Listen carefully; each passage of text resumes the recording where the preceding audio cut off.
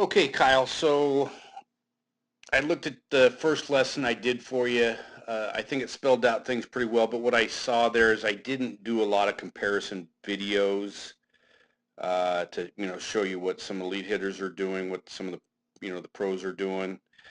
So, and I want to get through all the components of your swing as well and show you as much as I can about them, each phase, and so what I've got here, I've got the different components of the swing so that we can be on the same page about the different things we're talking about. This just helps me verbalize it and helps you understand what I'm talking about.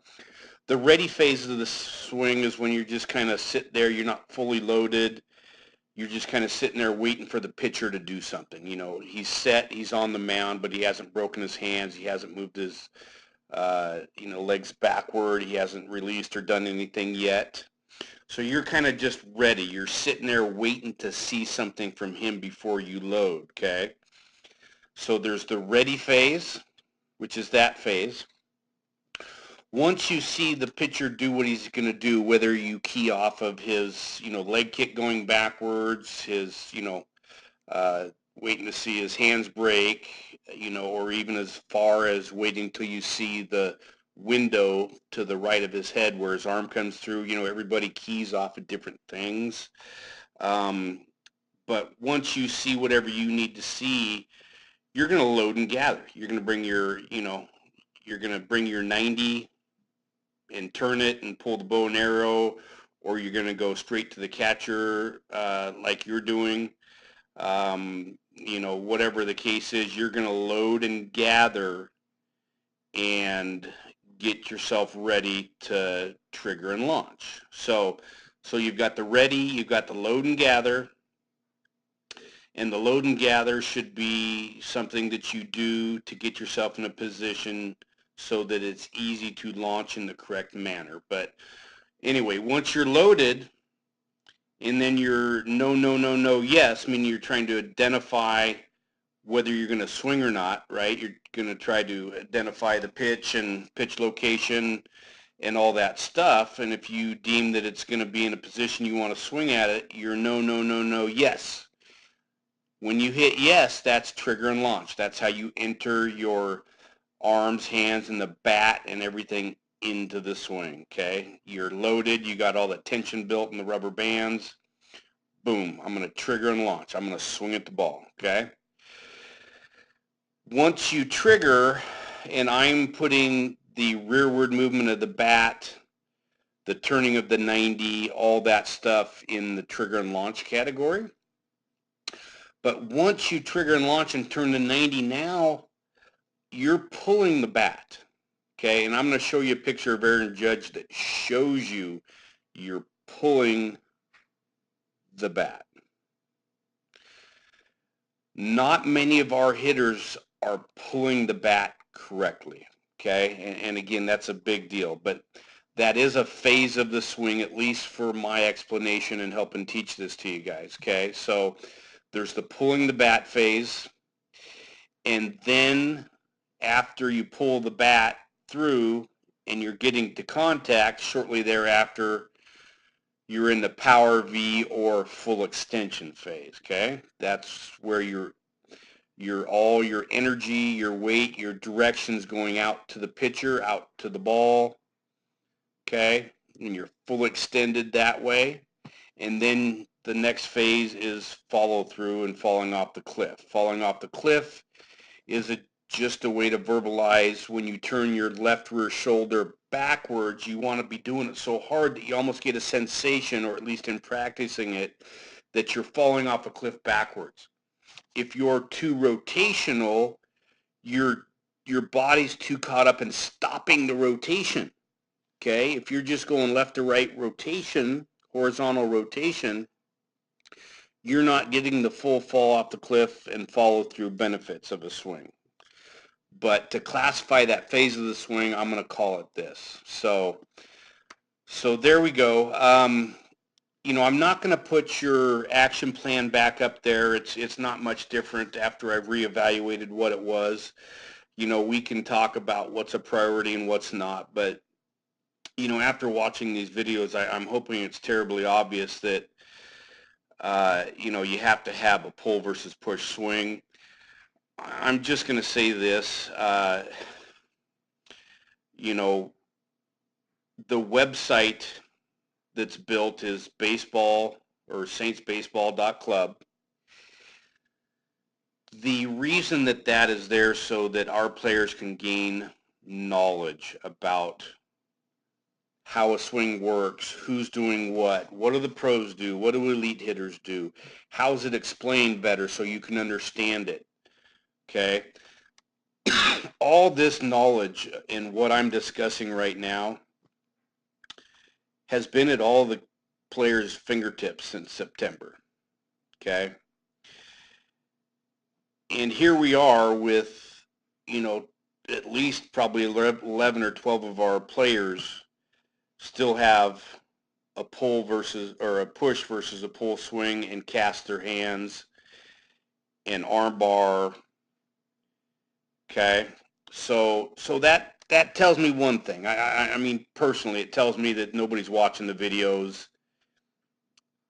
and somehow they think they're on the right path and that things will work themselves out. And, that's fine. That's fine. We're 14-year-old kids. This isn't life or death. I understand all that. But personally, I know from experience, I know from teaching other kids, and I know when I was a youth, I soaked up the knowledge anywhere I could get it, okay? When I played basketball, I would listen to Larry Bird, Magic Johnson. What did they say about how they practiced, what their techniques were? Okay, I know that Michael Jordan's, one of his famous sayings is even the most talented players are going to fail without learning the fundamentals of basketball. Okay, that's what Michael Jordan says, one of the greatest guys to ever play basketball.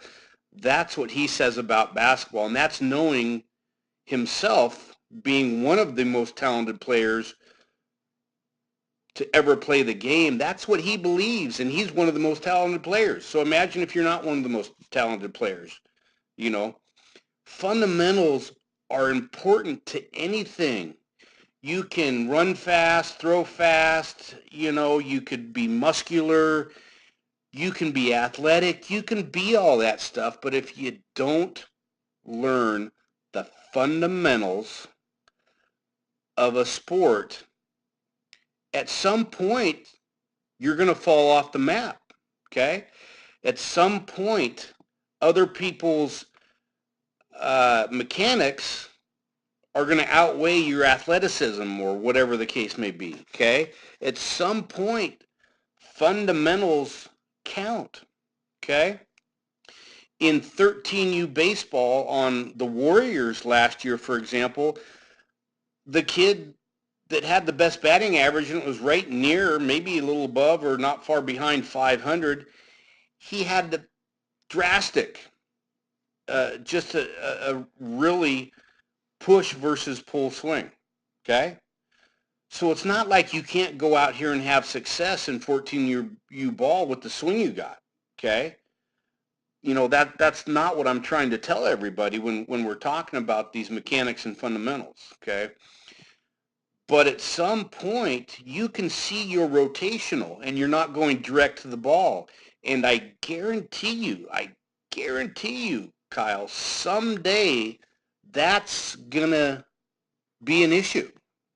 No question about it. If you sit down, like I asked all the players to do at the beginning of the year, to watch 5 Major League Baseballs off of the best batting average list in a descending order, to watch 5 baseball players a week, I challenge you to watch as many of them as you can and see who has a push versus pull swing. I would be very surprised if you found one player with the push swing, okay? But of the players I'm aware of, you could probably say that D. Gordon of the Mariners is a little bit push versus pull, but that's because when he hits the ball on the ground, he's already a quarter of the way to first base when he gets out of the batter's box going a million miles an hour. He's like Ichiro. He's going to beat out some hits with his legs, so he can afford to do that.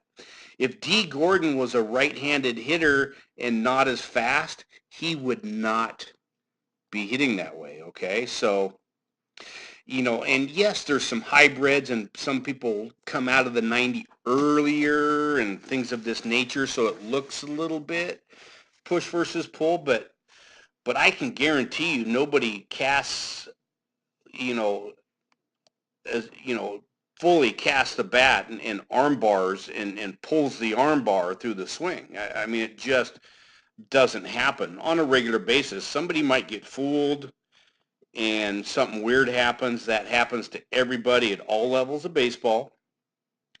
But I can tell you unequivocally right now that a major leaguer is going to practice his form and function until he can do nothing other but swing correctly, okay? To learn a mechanic, you start slow and methodically, and you keep doing it, and you speed it up, and you speed it up, and then you get to full speed, and then you do it a million times full speed, okay? Always revisiting and going backwards at times and slowing things down, just reminding yourself. And that's how you learn something, and it becomes, muscle memory. It becomes a natural action and reaction. So, but none of it starts without knowledge of where you're going. So I'm going to ask all the players, but I really want everybody to dig in, just sacrifice 1 hour a week of something that you do that's, I don't want you to take away from family and friends and school and the other things that are important in your life. But if you could sacrifice 1 hour of recreation somewhere in your life for 1 hour a week to just sit down and study this stuff, whether it's our website, whether it's YouTube, whether it's a book by Ted Williams. I mean, if a kid really wants to improve, he's going to seek knowledge. He's going to go learn. And so again, if you've been watching videos and you're learning this stuff, great. I commend you on that. If you haven't really delved into it, it's hard to build the desire to improve unless you know why you're improving. And it's hard to know how to improve unless somebody teaches you how to improve. So again, dig in, watch some videos, study this stuff on the website. I really want you to study pull versus push swing on the website. There is some before and afters. There's a college kid on there that gained off the hit tracks. He gained just by tweaking his swing a couple of miles an hour in bat speed, okay? And that's what I'm telling you too. If you fix some of these things, you're going to gain more bat speed, more consistency in contact. So dig in, do that stuff, and let's get rolling on your new lesson here, bud. Okay, so we're going to cover all that stuff, some more brief than others, but I'm going to start with just a little video with an online hitting instructor. I think he's from Texas. He says he does about, he does several hours annually online, and he's got an in-person hitting clinic. But I think with you, I mean, all of the kids have things that we can tweak here or there. But in my mind, placing a priority on them, what's going to help you the best? If somebody were to ask me if I had to choose one thing that would make Kyle a better hitter right now, what is that thing? And I think that's the pull phase of the swing. It's of course the snap drill and turning the 90, but I'm going to show you the difference between what you do and what some other hitters do here. And I think this is so important. I'm going to lead with this, and I'm going to back up and do the other things. But I'm going to show you a little clip of Aaron Judge that I want you to watch, and then we're going to get into this and dissect a little bit with video so hopefully becomes clearer to you. Okay, so I'm going to play this and let the guy do my talking for me, but right here, you know, this is it right here. I mean, let me ask you here. Do you think he's pushing this bat or do you think he's pulling this bat? What's happening here, right? Aaron Judge is pulling this bat, okay? He has turned his 90. Uh, you know, the bat has come around the shoulder, and I'll tell you what I mean by that so we can get on the same page there if we talk about it in practice. So turning the corner is, you know, when you start the snap drill and then you start turning your body, essentially, and the hands are really out in front of it the whole time, and you'll get an idea after this guy talks about it too, but turning the corner is when you come around your shoulder, you've turned a corner, and now you're going straight, okay? So in this video, it just talks about the part where he turns the corner and he's pulling the hands, okay? All of our casters and our arm bars, their hands all come down here, and you can watch it. I'm going to point it out in your video.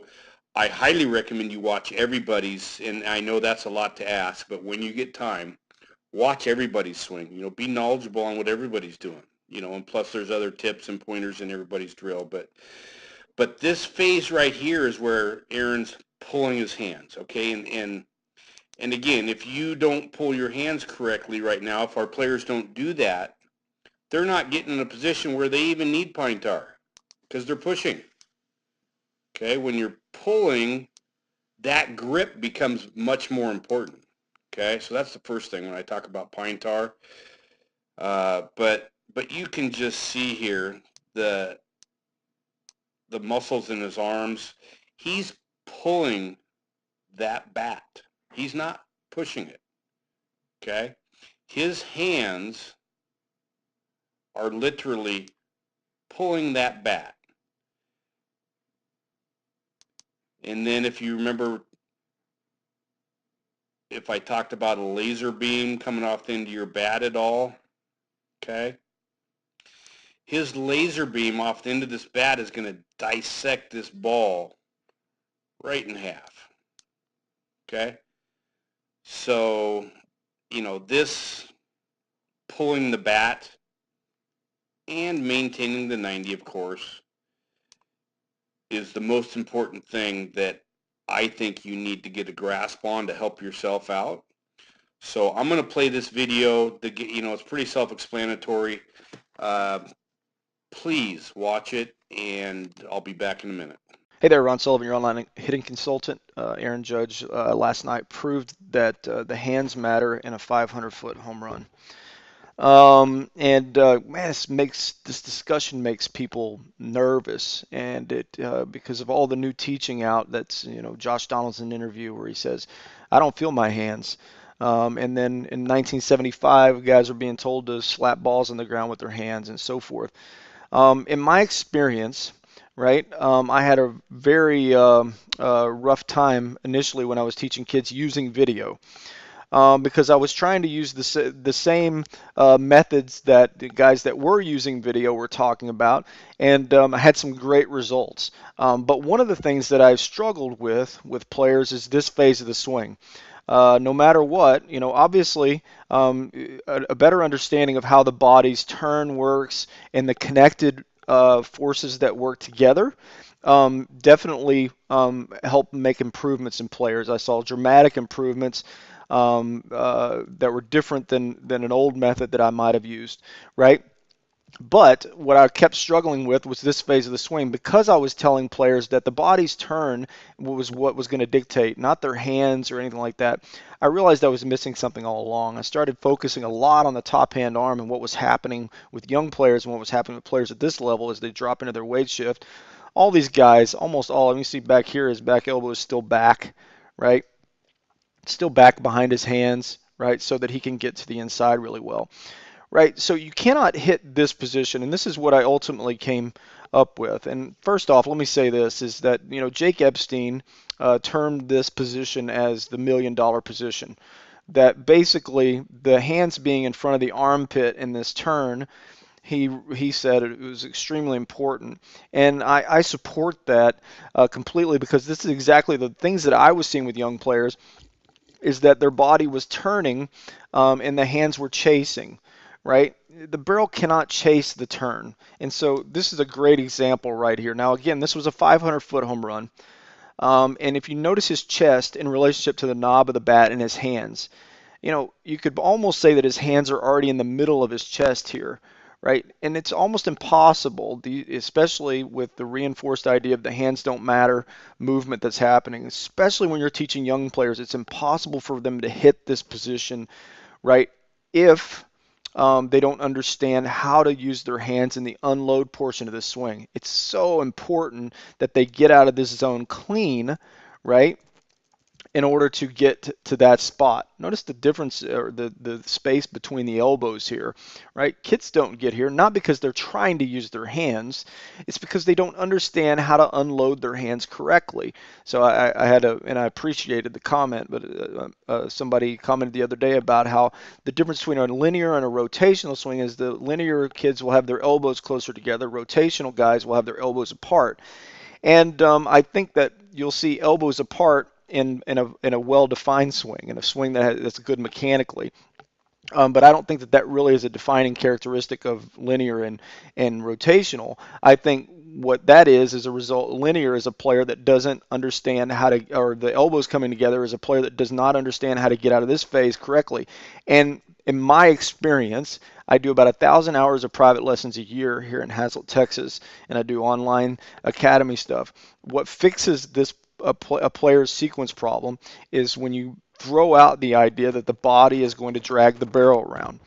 And so what you'll find out when you start talking to players about their hands in this phase of the swing, right? You won't see them hitting balls on the ground at second base. What you'll see is, and I hope this is very clear today, that if I can get the knob of the bat, right? If I can get the knob of the bat to get into a position where now my barrel is going to be behind my I'm sorry, that my body is going to be behind the barrel, then the rotation of my body is going to help.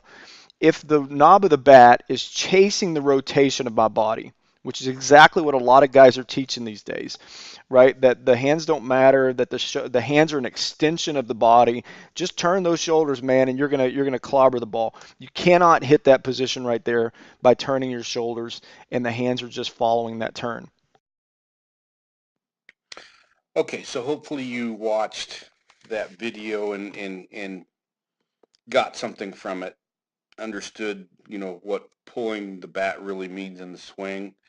Um, so let's contrast it. Let's look at your swing here after load.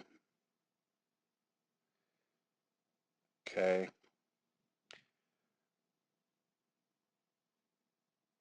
If you look right there, you're essentially arm barring right there. You're not quite straight with the left arm, but you're close.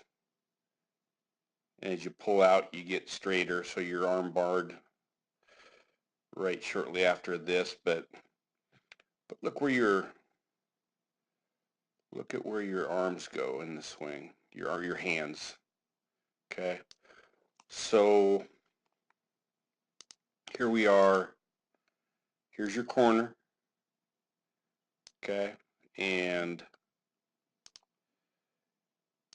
you turn the corner.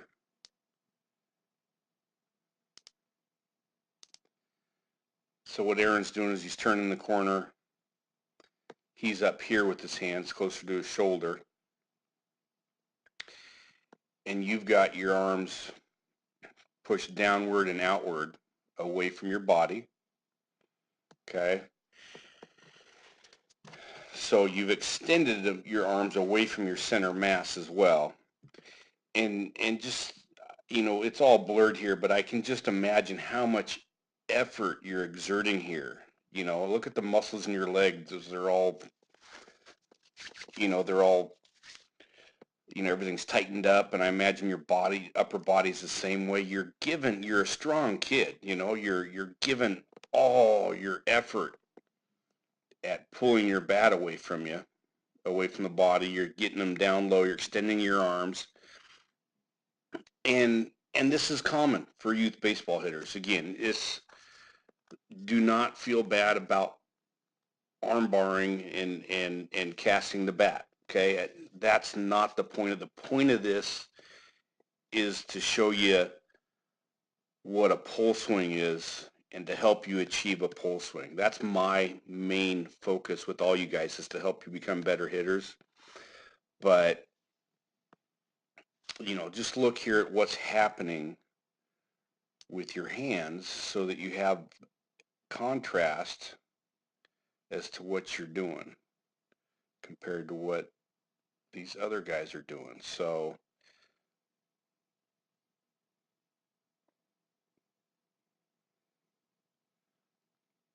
okay.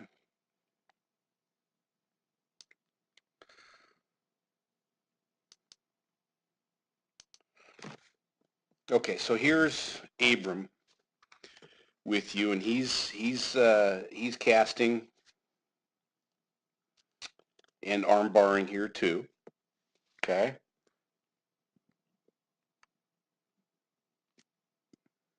And for illustration purposes,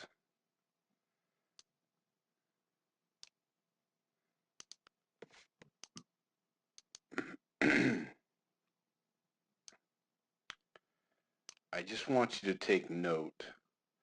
Like the instructor said in the Aaron Judge video, your elbows collapse. You collapse the 90 and your elbow over elbow if you're going to cast. And that's what it looks like, okay? So just so you're aware from this side view, these things are what tells us what's happening in your swing and how we identify it. But at this point in time, you guys are flat there, okay? And what we know biomechanically and scientifically speaking is that if we're stopping the elbows here and not turning the 90 and getting that left elbow upward,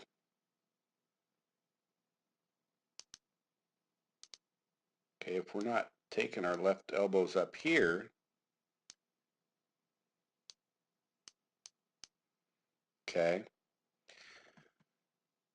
the bat has no choice in the hands but to go out and around you, which sends the bat rotational, okay? So that's the mechanics of casting your hands and arm barring too early, but that's what's taking place with both of you guys here, okay? So for contrast, this is what Aaron looks like at this point in the swing, okay?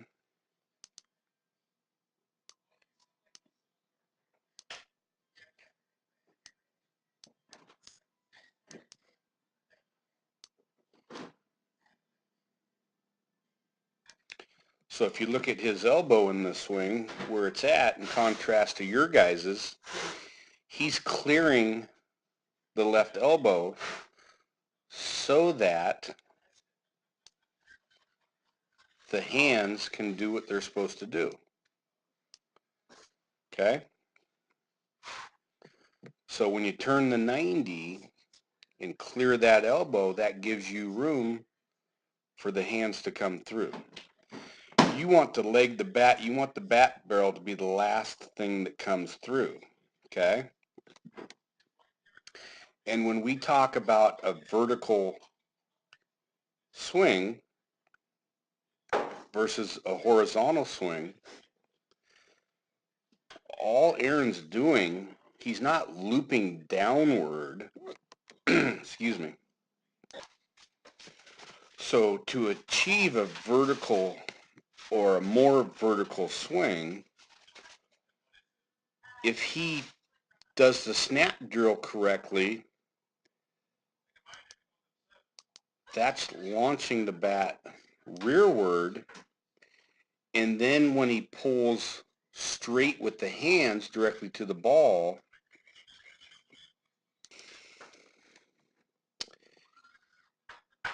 when you pull the hands straightward or straight through the swing, and he's launched the bat rearward towards the catcher, and then when he pulls this way, you can see right here the rest of the blur of the bat. It's still going to come downwards even though he's pulling straight. Okay, and there's your vertical swing right there.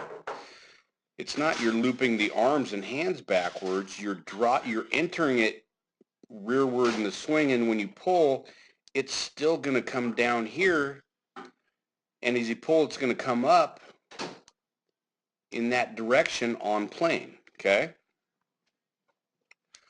so even though he's pulling the hand straight, how much should I record? So when he pulls it, the bat's still going to get on plane. Okay, so it's not that you need a big looping downward swing to be a vertical swinger. You start the bat with plenty of momentum that way, and that's why the snap drill and launching it rearward with the correct movement of your hands is so important to get that bat speed. So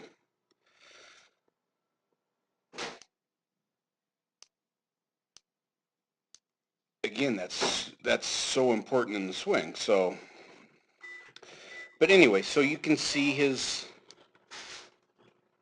left elbow and where it's at, and as you get further in his swing,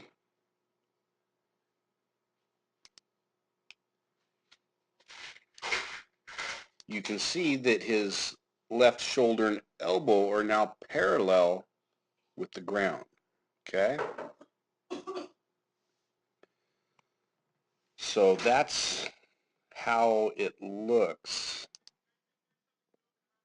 and some of the finer points with Aaron's swing. And then he gets into his power V, and his wrists are just starting to break right there.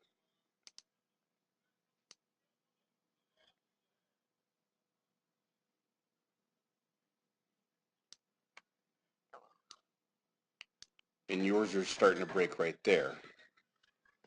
Okay? So that's the pull phase of the swing that I just wanted to really take an in-depth look at.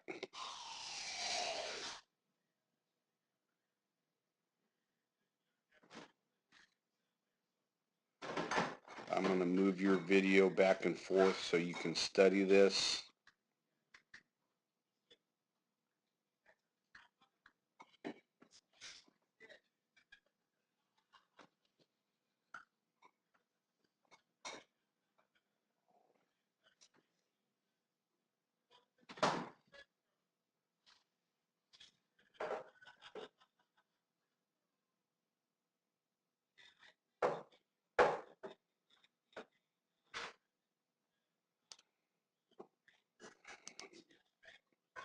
Then I'll roll errands for you.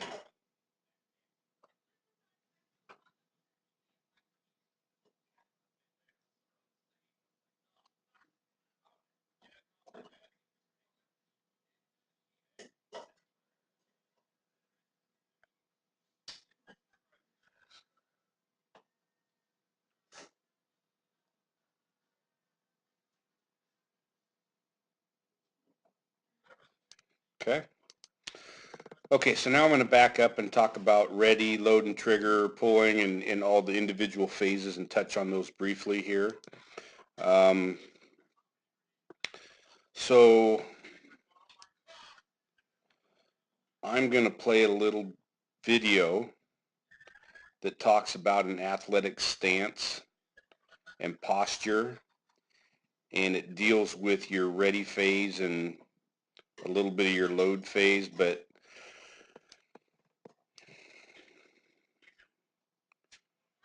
when you're in this position, when we talk about being ready, it's not bad at all. I think sometimes when our leg is back, we kind of put too much weight on our right leg, okay? You can see here that you've almost got an outward flexation on your right leg versus inward flexation, okay? So I'm going to play a video that talks about an athletic stance and a couple of different things. I want you to watch it, and then we're going to cover this topic in a little bit more depth.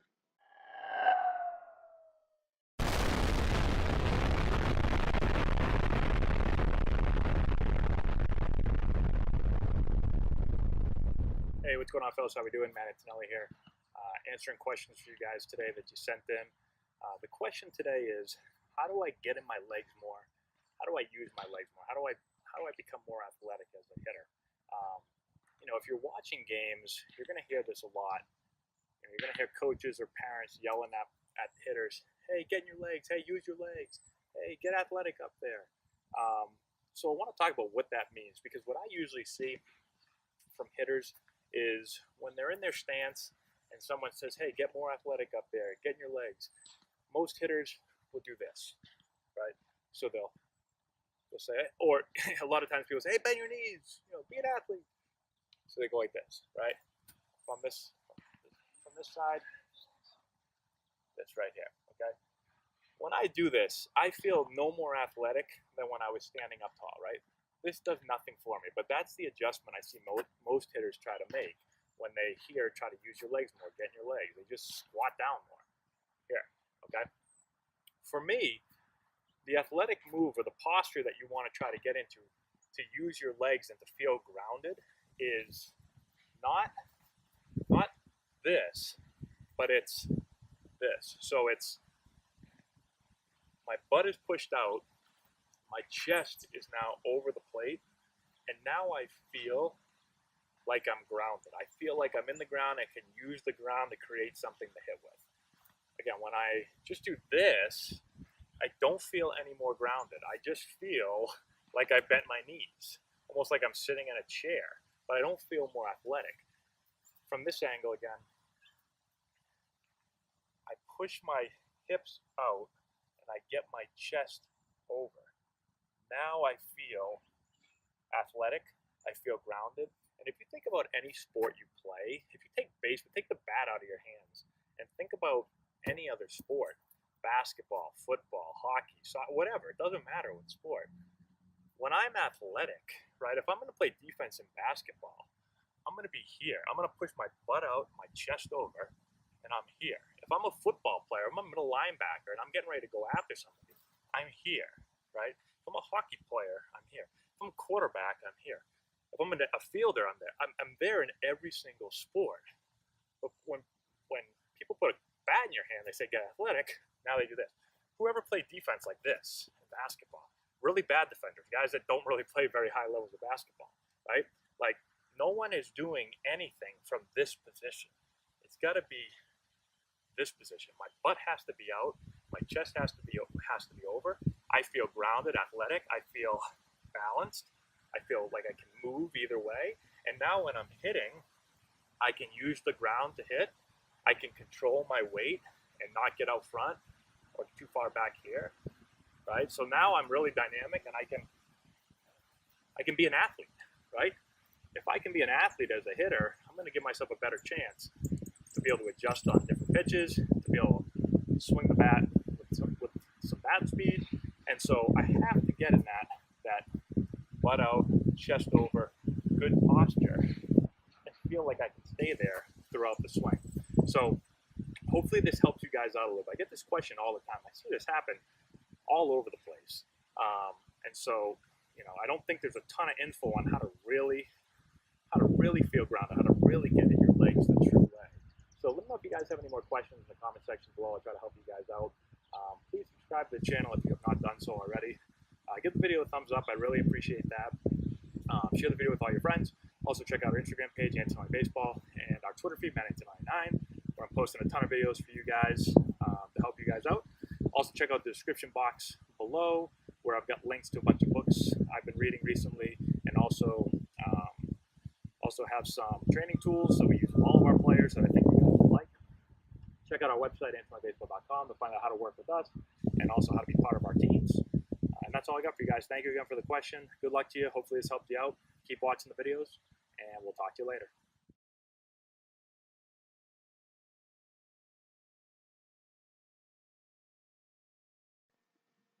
Okay, so hopefully you've digested that video. Let's talk more about your ready position, and I'm going to give you some theories and thoughts and ideas as well from my point of view. But when you launch and you start to swing, your spine angle is very, very important in your swing, okay?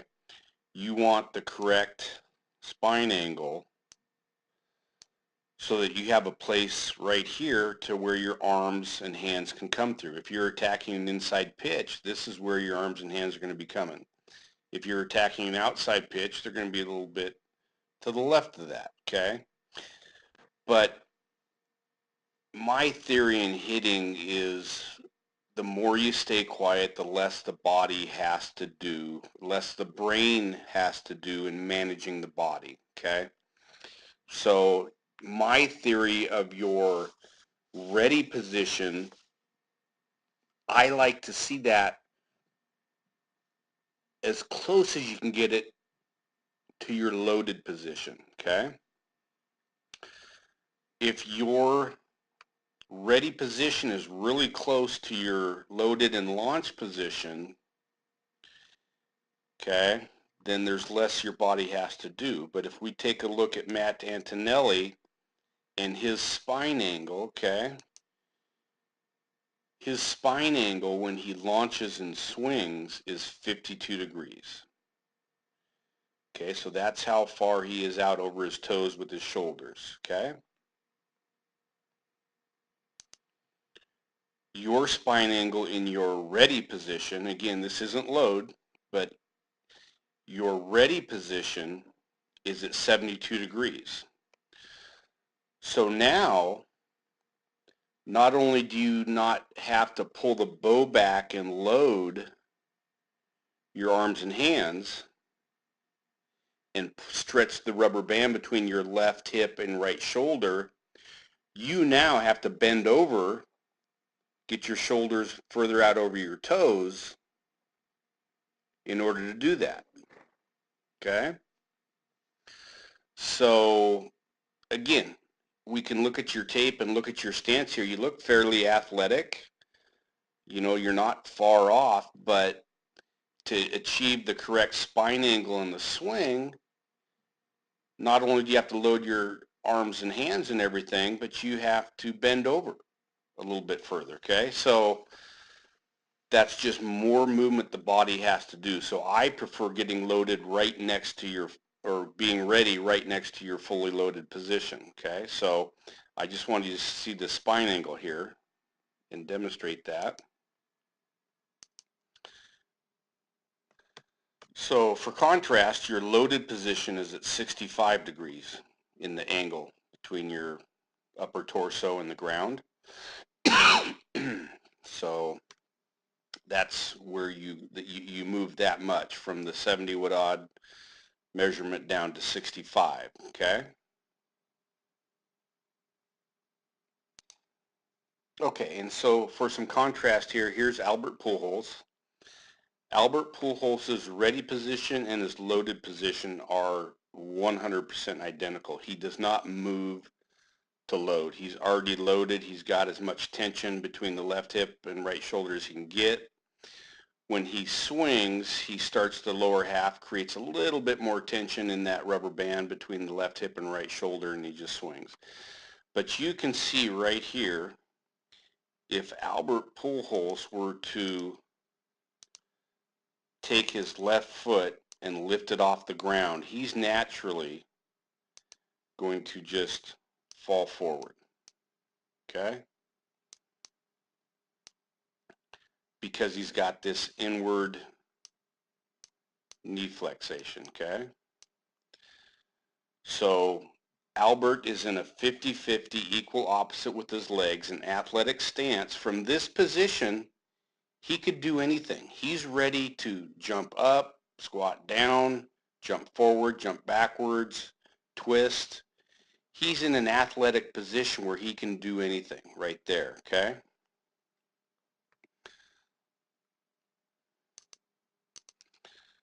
So in your ready position, you can see with the outward flexation of the knee, you're already looking different here than Albert. You're not aggressively raked forward at the pitch. Okay, so I mean, this might be happening because your left leg is back and now more of your weight's on your right rear leg. Okay, but this is just another small factor why, you know, I'm not a huge fan of putting your foot back there and taking your leg kick from there. But, you know, there's a difference right there. All your major league elite hitters have that flexation inward. Okay, I haven't seen, and maybe I haven't watched enough film, but I haven't seen anybody turn the flexation rearward in their right knee. Okay, so again, I'm a big fan of your, excuse me, of your ready position being as close to your loaded position as you can get. And this is the exact reason why. If you were to, you know, have to jump forward, backwards, anything from that position, it's not an athletic position to do so. So that's, you know, that's kind of something I would visit on your end and see what, you know, see what other batters are doing, see what changes you would like to make, run this by other coaches, things of that nature, and see what you can come up with here. But I believe that your ready position should be a 50-50 equal opposite or close to it, ready to pounce on the ball, okay? So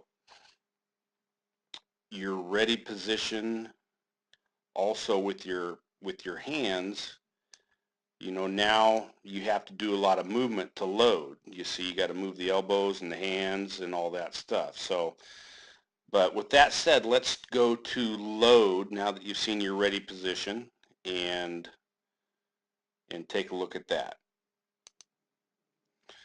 Okay, so here you are going to load.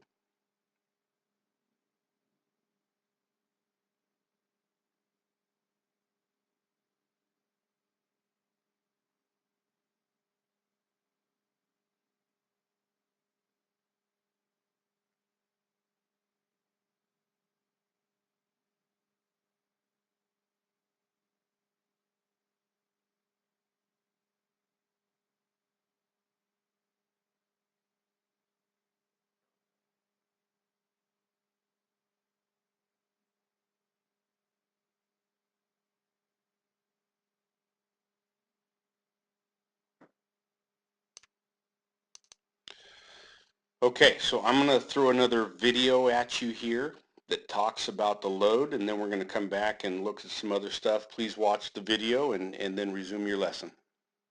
Hey, what's up, fellas? How you doing? Man, it's Anelli here.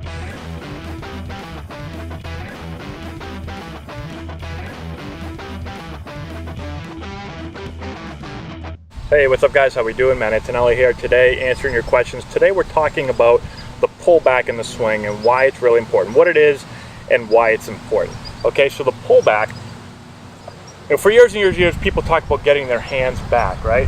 So I just call it a pull back because I'm not just pushing my hands back, right? I'm not just doing this. That's what a lot of players do when they try to hit. They've heard, okay, I got to get my hands back, so they try to just push their hands back. If you watch major league hitters, the move is more of a pullback. So it's more of this arm pulling myself here. And again, it's not like I'm trying to row a weight or something. It's more subtle than that, but it's getting this move right here. You're going to see a little bit of a pullback here. They're going to use their back to get their hands back, okay? Why is that really, really important? Well, essentially what I'm trying to do is create the proper sequence in my swing. If I don't pull back, if I just let this go early and just let my hands go to the ball, then I'm going to be a really top-down hitter. I'm going to use a lot of upper body. I'm going to push the bat that way. I'm not going to be able to create a whole lot of bat speed. I'm not going to be able to create a really good path that enters deep in the zone. All right, when I pull back, I'm able to allow the sequence to work the right way. So I'm not going to be a top-down hitter, an upper body hitter. I'm going to allow my lower body to start to turn. What happens is, as I pull back here, and when I finally launch the bat, my lower body wants to turn me this way. My upper body, because I'm pulled back, I need to keep that pullback when I launch. We've talked about how we're going to tilt back at launch. The barrel is going to work backwards. My shoulders, literally, my right shoulder is going to work under. My left shoulder is going to work back. So I've got my lower body pulling this way. I've got my upper body going that way. And it's going to create a lot of stretch in my body. Think about an elastic. I pull an elastic back to store energy, boom, and then I shoot it. The same thing with your body. So this is turning me this way. This is turning that way. I create stretch, like I pull back the band, and then I fire. So I'm going to create an awful lot of bat speed now because I'm not just pushing it. I'm allowing the sequence of my body to work properly. I'm creating more stretch within my body. Now the bat whips around me. Not only will I create more bat speed, I'm going to create a better bat path, because when I pull back and launch from this way, now my bat can enter the zone back here deeper. If I don't let that happen, if I lose this pullback early, or if I never get it and I make that move, the barrel doesn't enter the zone till way out here, and you can see how it's entering downhill out this way. It's not moving that way. So hopefully that makes sense. Let me know if you guys have any more questions in the comment section below. Subscribe to the channel, all that good stuff, and we'll talk to you later.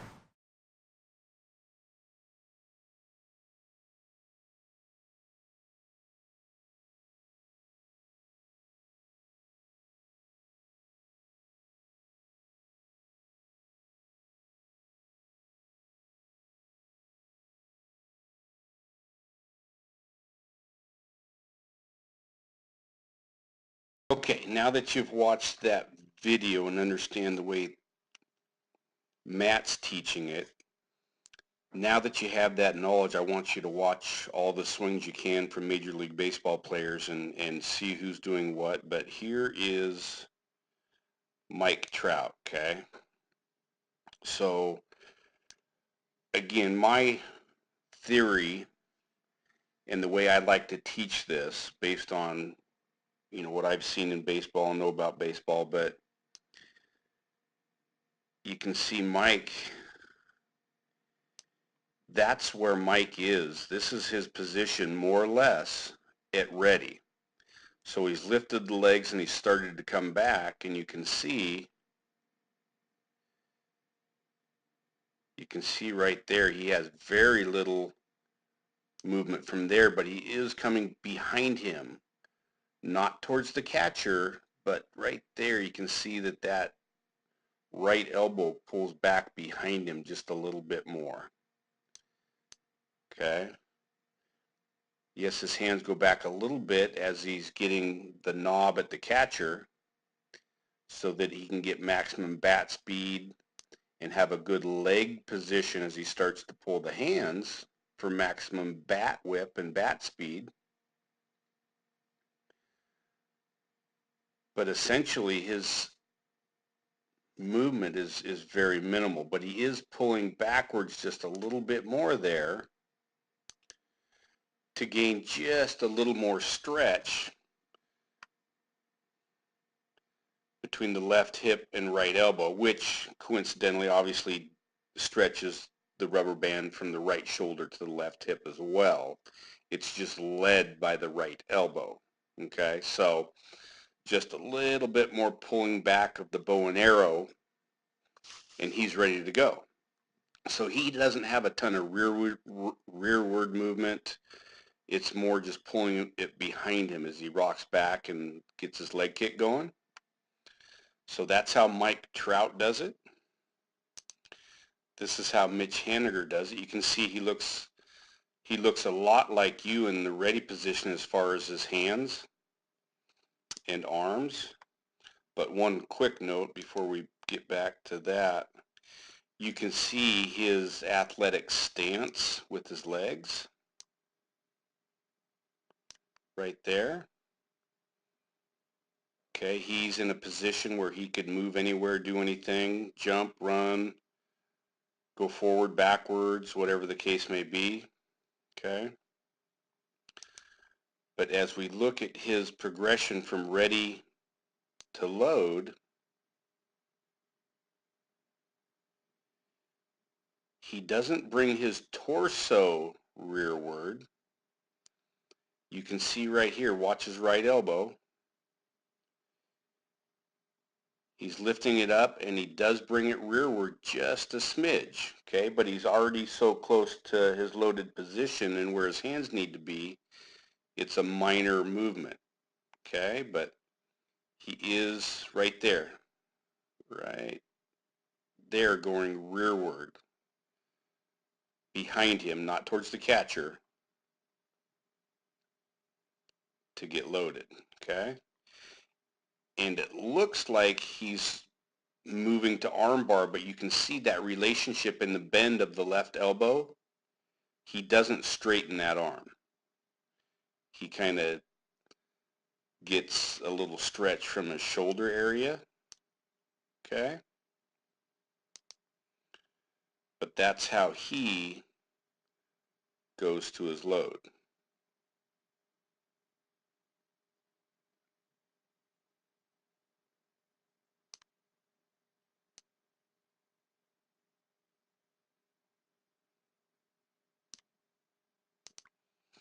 So if we isolate his torso and his head,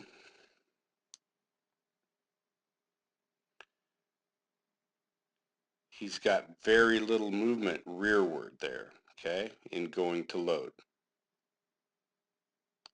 Load, ready. Load, ready. Okay.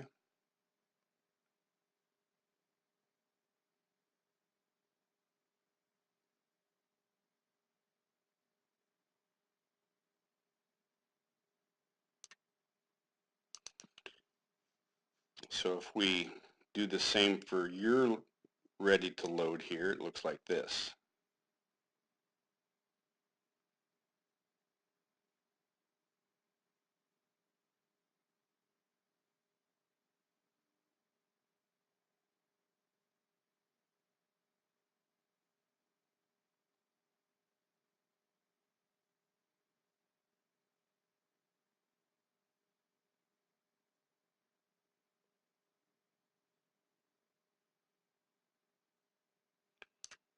Okay.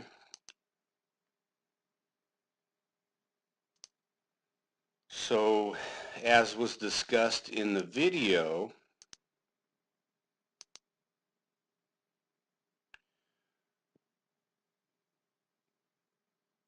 your movements is you're simply going rearward only, okay? Rearward only.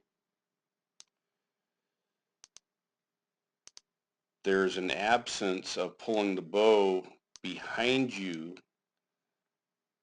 like Mike Trout did and a little bit like Mitch does here to get that extra tension on the rubber band between the left hip and the right shoulder, okay? So you're simply going rearward and your body's not really maximum loaded to trigger with the most, bat speed and everything you can get from doing the snap drill, okay? So you are simply just going rearward and then going towards the ball. You're just going back and forth. There's not any twist getting you extra load and tension, okay? And then when you load, you're turning that leg just a little bit more outward. You can see you're right there at ready. And then we turn that knee outward just a little bit more right there, okay? So now when you push,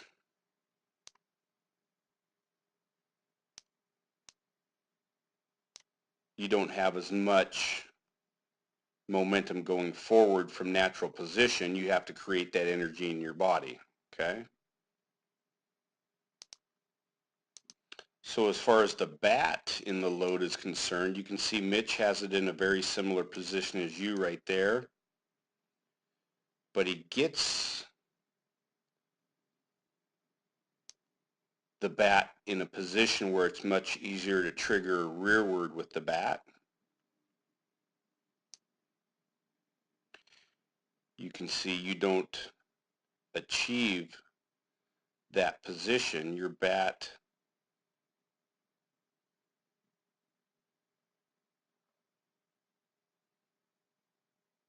when you're fully loaded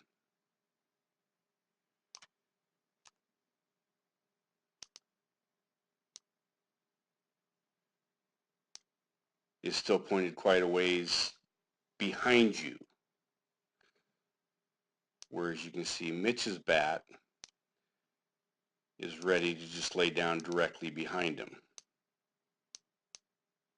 Okay? So the position of the bat, the hands, and all that stuff in the load, that's why it's important to load a certain way so that when you trigger, you can do the snap drill correctly and easily. Okay? Okay, so here you are with Ronnie. If you watch that video, that last video, the way he loads and the way you pull back, I call it loading the 90. And conceptually, all that you're doing when you're loading is you're turning that 90 rearward a little bit more and back behind you. You're not really changing the relationship of the 90, okay? You're just simply pulling that rearward. And as you can see, Ronnie does go backwards a little bit, but he's also going rearward with that elbow right there, okay? So, you know, loading the 90 is what I like to describe as a proper way to load. But there's Ronnie loading. And he starts with that left foot behind him as well.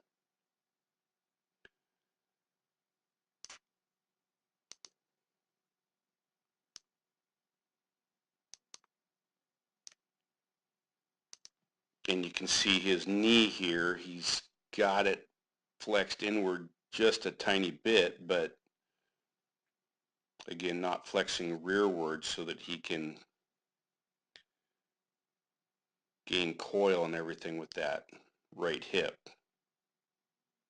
and go forward easier without using extra movement and wasting energy. So, but this is what I call loading the 90. You simply turn that elbow, you're in the 90 and you load it back, okay?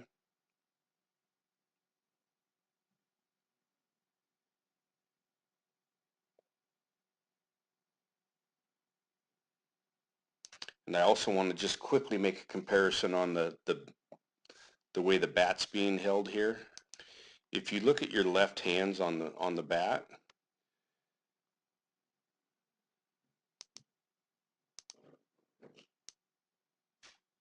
you can see that you've kind of got an angle there.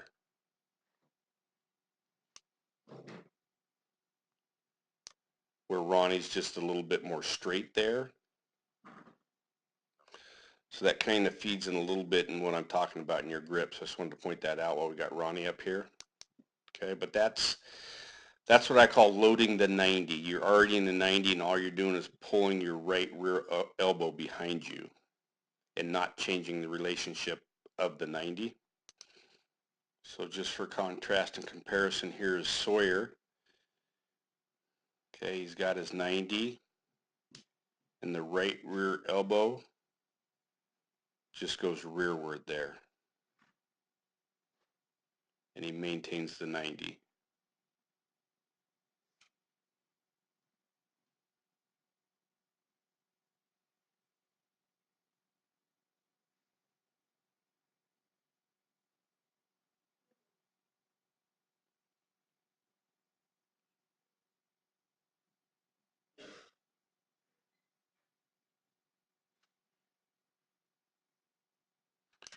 Okay, so again, I'm a big fan of loading the 90 and doing it, you know, like Mike Trout and a lot of the major leaguers do. There are elite hitters that are fairly similar to what you're doing. Okay, so, you know, that's not, you know, again, the most critical thing I think with you is pulling the hands, but, you know, let's take a look at all this little stuff too so that you're aware of what you're doing and what some of the major leaguers are doing and some of the other concepts there. But I'm, you know, I'm looking at your load here, and it just makes me think that there's some more load and tension you can get there. Okay. So with that said, let's move to your trigger and launch. Okay, so here you're fully loaded, and let's just roll this.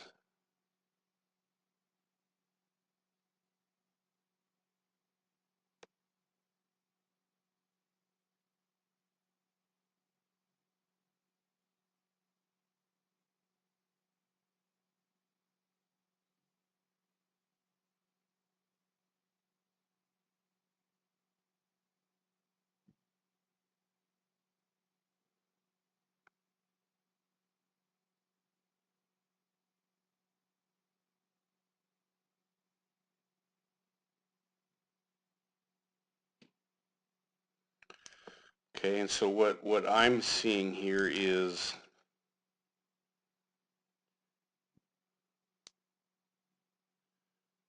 you know, there's your front side,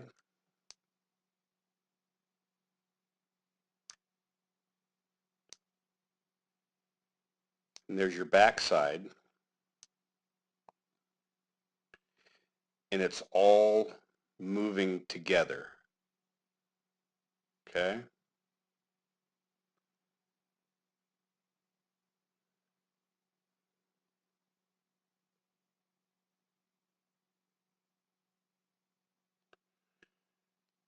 You start to turn your hands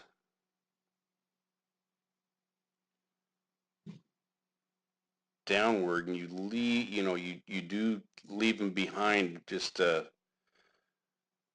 for a split second there, but in essence, all that's moving together. Okay.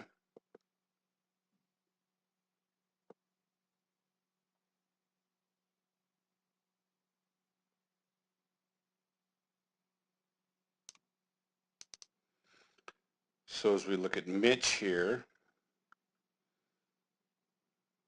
so the upper body starts to go and the hands pull up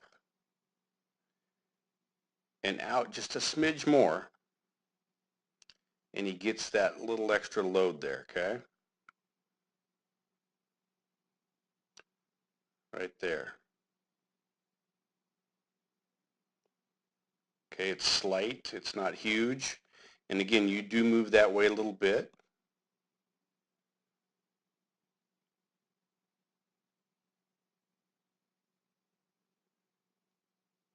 But that's what Mitch looks like as he starts to trigger there. You can see he doesn't have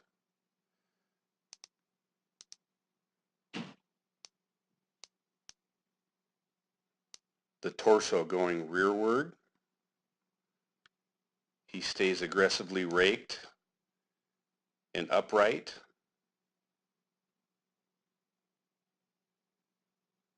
Okay. Okay, bud, I'm going to throw another video at you. It talks about the overlap between the lower half and the bottom half. And again, it's some minute movements. It's hard to pick up on film, but this guy does a great job of explaining it and kind of what I'm talking to. So again, I'm I'm going to play another video for you. And I want you to watch it, and then we'll just move to the hands and arms in your launch. But the the gather and load and unload and all that stuff, part of the initiation of the swing is very, very important. So I'm going to load a video for you to watch that's going to explain it in good detail and show you in a little bit better close-up.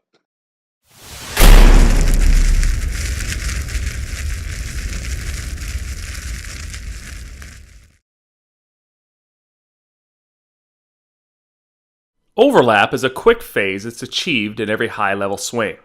To first see this with Carlos Correa, we're going to watch one of his takes and see how he goes through his loading sequence. See here how he maintains in-step pressure against the inside of his back shoe, which allows him to get the coil around his rear hip. You're going to see him walk out here, his hand action and stride action matching up because he has a little bit of a knee lift. You can see his hands pumping down. This allows him to get in rhythm and tempo. And you can see a clear coil of the hips on his advance out. You can see how the belt buckle is turning against his back leg. He's beginning to go into his scap load. Now he's in his full pullback at foot down. The body's still coiling. And it's starting to uncoil just prior to foot strike, although he still has resistance in his full upper body load. This was a take. I call it an active take, where he had intent to swing. And at any point, because he's in a full upper body load, he can say no go. And that's because the upper body was still in the loading process while the lower body was beginning to uncoil. Here we'll see this in a Correa home run. Going through the same load stride sequence, you can see how the lower body right here beginning to unload against maximum load of the upper body. He's in his full scap load at this point. This is what creates the tremendous torque of his swing, which adds to his power, but even more importantly, gives him greater adjustability, being able to see the ball longer before he gets into his full launch. Now the lower body is winning that battle against the resisting upper body, which also puts him in good barrel depth on his way to the ball. He gets on plane very, very early and creates an optimal attack angle to lift this ball for a home run. You can see how he stays through the ball thus because of that, and we'll take him into another angle of this where you can see that upper body pulling back. I'm going to scroll back and forth here. While the lower body is uncoiling, he actually starts the uncoil of his hips before his foot even hits the ground, just prior to foot strike. But he's still working into his full upper body load. This is that position that we call overlap. That small moment of time where the lower body is unloading and the upper body is still loading. This is something that's present in every high-level swing that's achieved through great tempo and timing. And I'm not talking about timing of the swing, not the ball-bat collision. I'm talking about the timing of the lower body and upper body in the loading sequence. This is something our Texas contributor Matt Pierce says load to unload. This is the simultaneous loading and unloading of the body. During overlap, this is happening at the same time. The lower body is beginning its unload while the upper body is still loading. This is how you achieve maximum bat speed and adjustability. But to go backwards, you have to have great tempo and timing of the body parts in order for it to happen. See this at elitebaseball.tv for the drills to achieve overlap and find your best swing.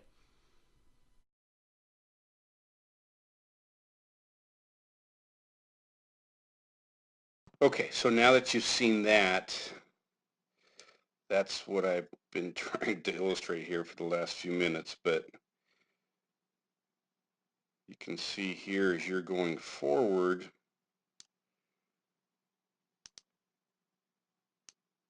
right in here, you're not getting that twist separation in between your hip and your upper torso there, okay?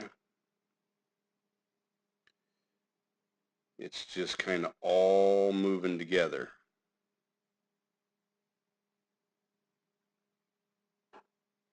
There's a little bit there, okay? But again, if you get it looking like Carlos Correa in that film, you're going to have a little bit more torque and pull and bat speed and all that stuff, okay? So this is the launching of your body. We're going to get into the launching of your hands and arms and everything next.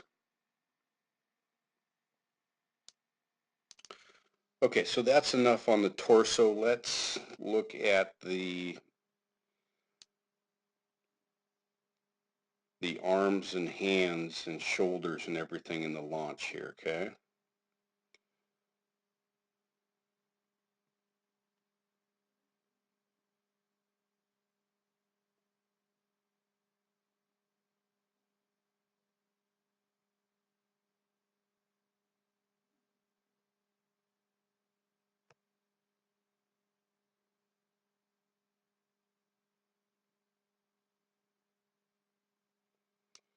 So if we watch the initial movement of your bat,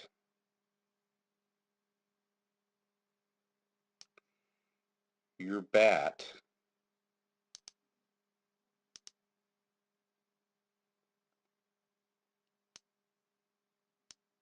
is going downwards, back and downwards, okay?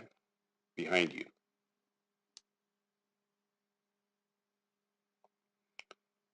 So you're essentially laying the bat down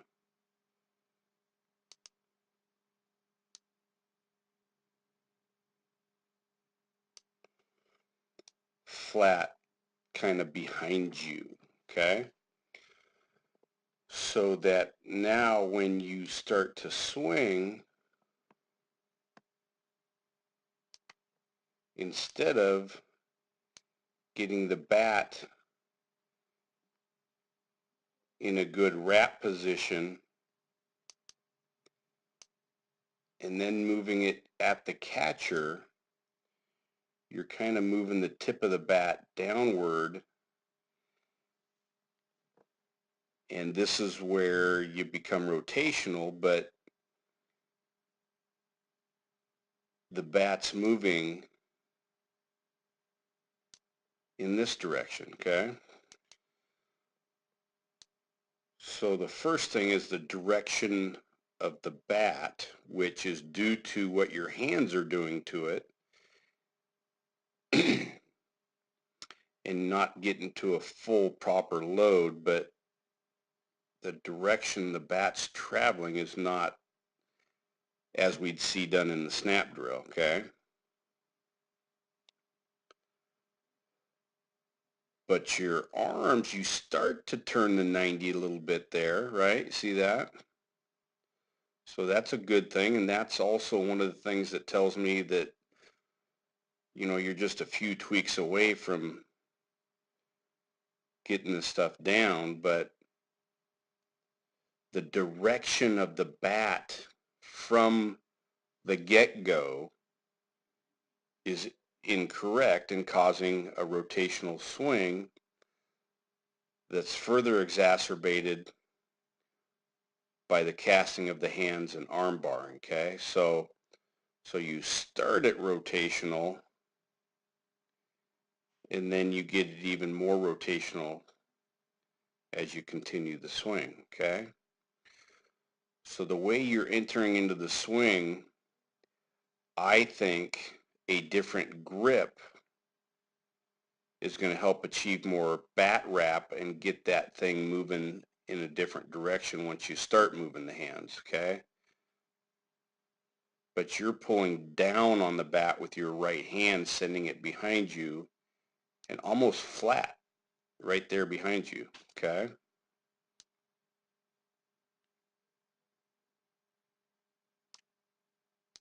So you see what Mike's doing here.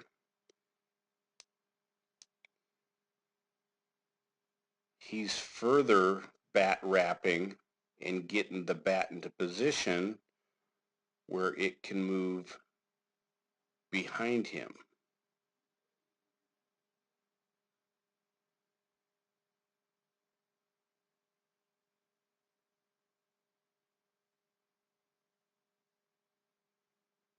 At this position,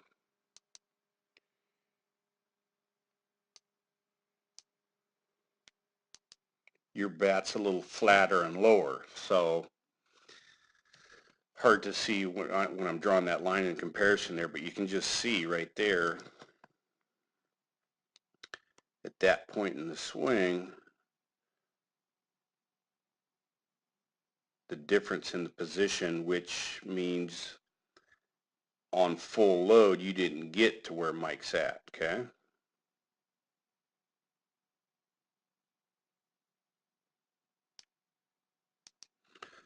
So as we watch Aaron Judge here, he's fully loaded, and then he triggers and launches.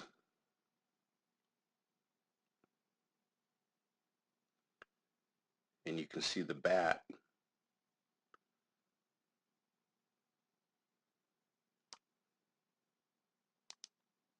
going rearward.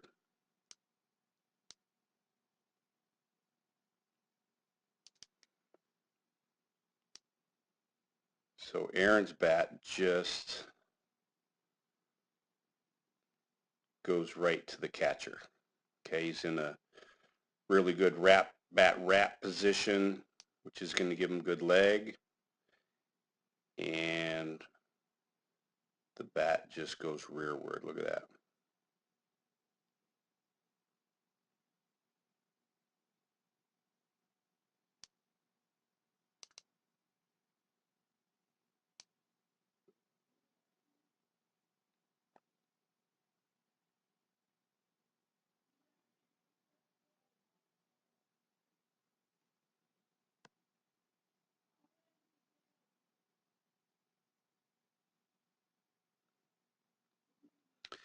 And another contrast here, you can see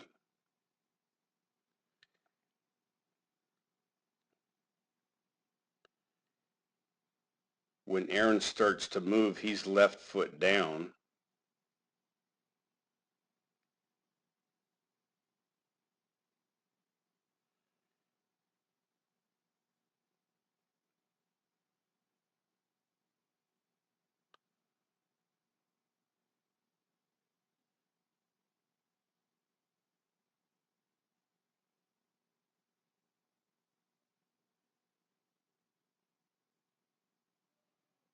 And you're still left foot up, twisting the foot into that open position right there.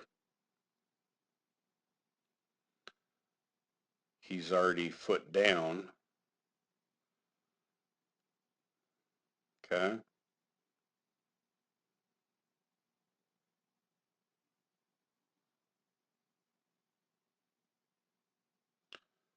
But you can see how he just simply launches and goes right at the ball, sending the bat rearward. Okay.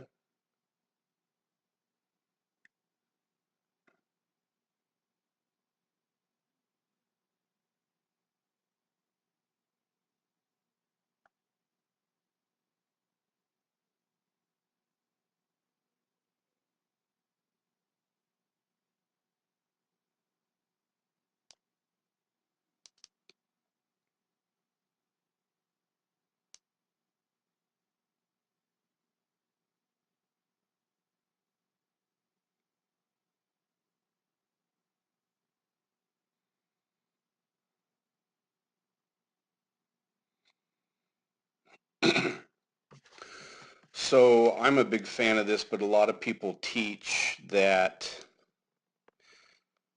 at least for major leaguers with that speed of a pitch, is that the front foot's going to be down on the 50% rule. When the pitch is halfway to the plate, the toe's going to touch, and then it's going to hit the ground and continue to twist. You know, maybe when you're facing a 65 mile an hour pitcher, you can wait a little bit longer. You know, get the foot down when the pitch is in this area.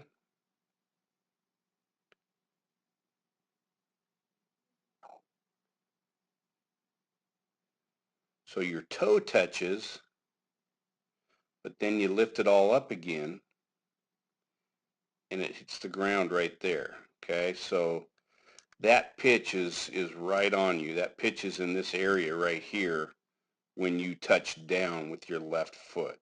Okay, instead of already having it down and pushing back so that you can concentrate on bringing the bat through the swing with maximum force and momentum. Okay, so it's almost a style of lunge hitting, like Dustin Ackley did, so to speak.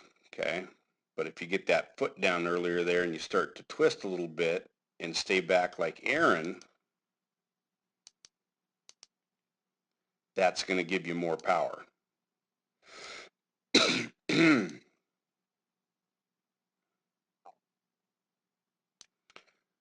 But as we look at Aaron's movement, he's foot down. Even before this video, he's foot down. And when he triggers, he's now concentrating on just the swing and the rotation part of the upper body, and then getting to extension. Okay? So the timing of it all is completely different as well there. But you see, when he makes a swing decision, and again, Aaron's an elite hitter and he's a big, strong guy, and I understand the differences between him and 14-year-old ball players. I really do. But I'm giving you this information to put in your memory banks and try to practice these things. But just remember them moving forward, as you get bigger and stronger, what's occurring in an elite hitter.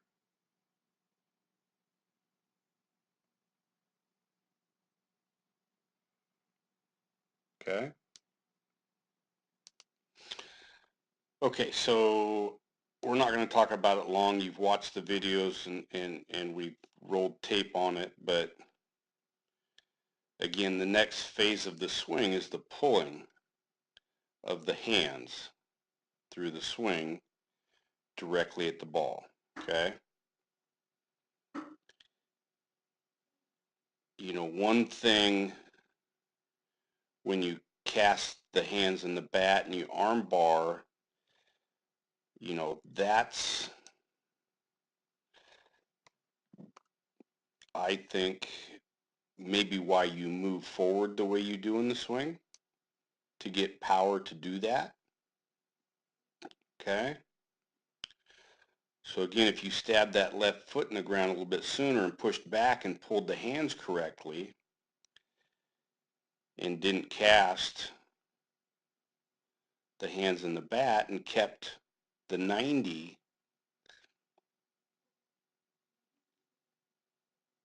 I think that's going to change the whole relationship of your swing. And that's going to be, again, once you fix those hands, a lot of other things are going to change in your swing for the better.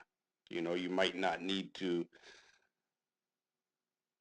do things with the rest of the body the way that you do once you change the pulling of the hands. So again, once Aaron Judge turns the corner with his hands,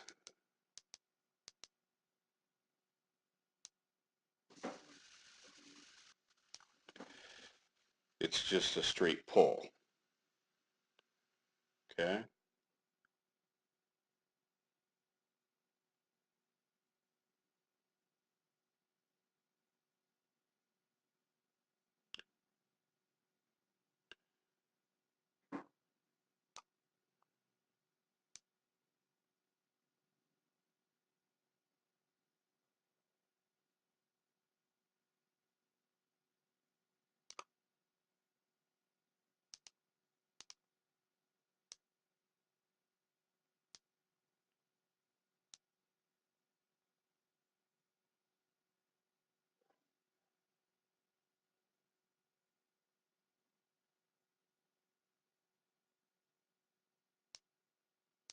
So I don't want to run this topic into the ground. I'm hoping you're well aware of exactly, what you're doing, what I'm talking about, what the elite hitters in Major League Baseball are doing. Okay. So we'll get into the power V and extension now.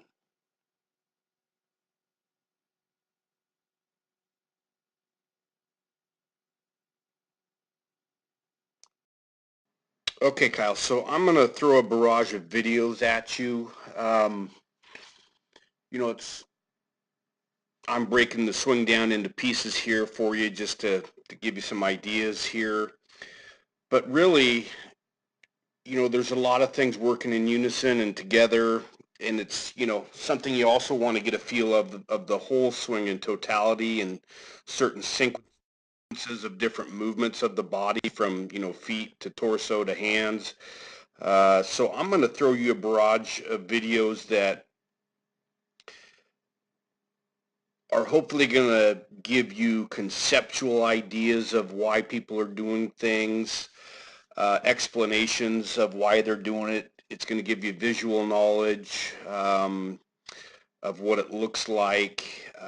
You know, I just think they're very important videos. So I know I'm throwing a lot of videos at you, but these are very important things that you really need to understand about elite swings, and that way you can, you know, go back and figure your swing out and go from there. So I'm going to play these videos, then we're going to come back and just finish up a few things, and we'll go from there, bud. The triangle and the momentum being created back in here as the lower body leads the movement. You can see his back hip starting to extend and everything goes out in a direction, right? So he's able to twist this triangle, create tension with the upper and lower body, and let it out towards the pitcher rather than continue to pull the ball or hook it to the left, right? Really stay inside, behind, and underneath to create the nice trajectory that we want. This has been Sean Plouffe from Hitterish.com. Catch you next time. I'm the realest one that's repping. Oh my God, if I die, I'm a legend. When they lay me down to rest, I know I was always repping. Oh my God, my whole life, my words been my greatest weapon. I know I. Yeah, I feel almost nothing on your left foot. It's very light. Watch it back. Two more and we'll rest a little bit.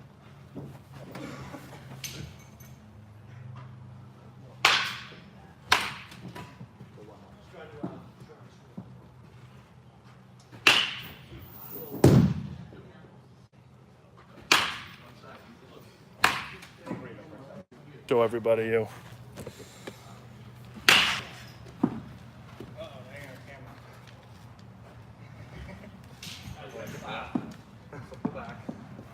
Yeah, and instead of going almost any out, you just want to get this and then back, and then this just brings you around, but your arms aren't going to feel like they go out. Go again. Even quicker. Ready? Feel back. Yeah, now feel pull back. And then when you do this, feel that.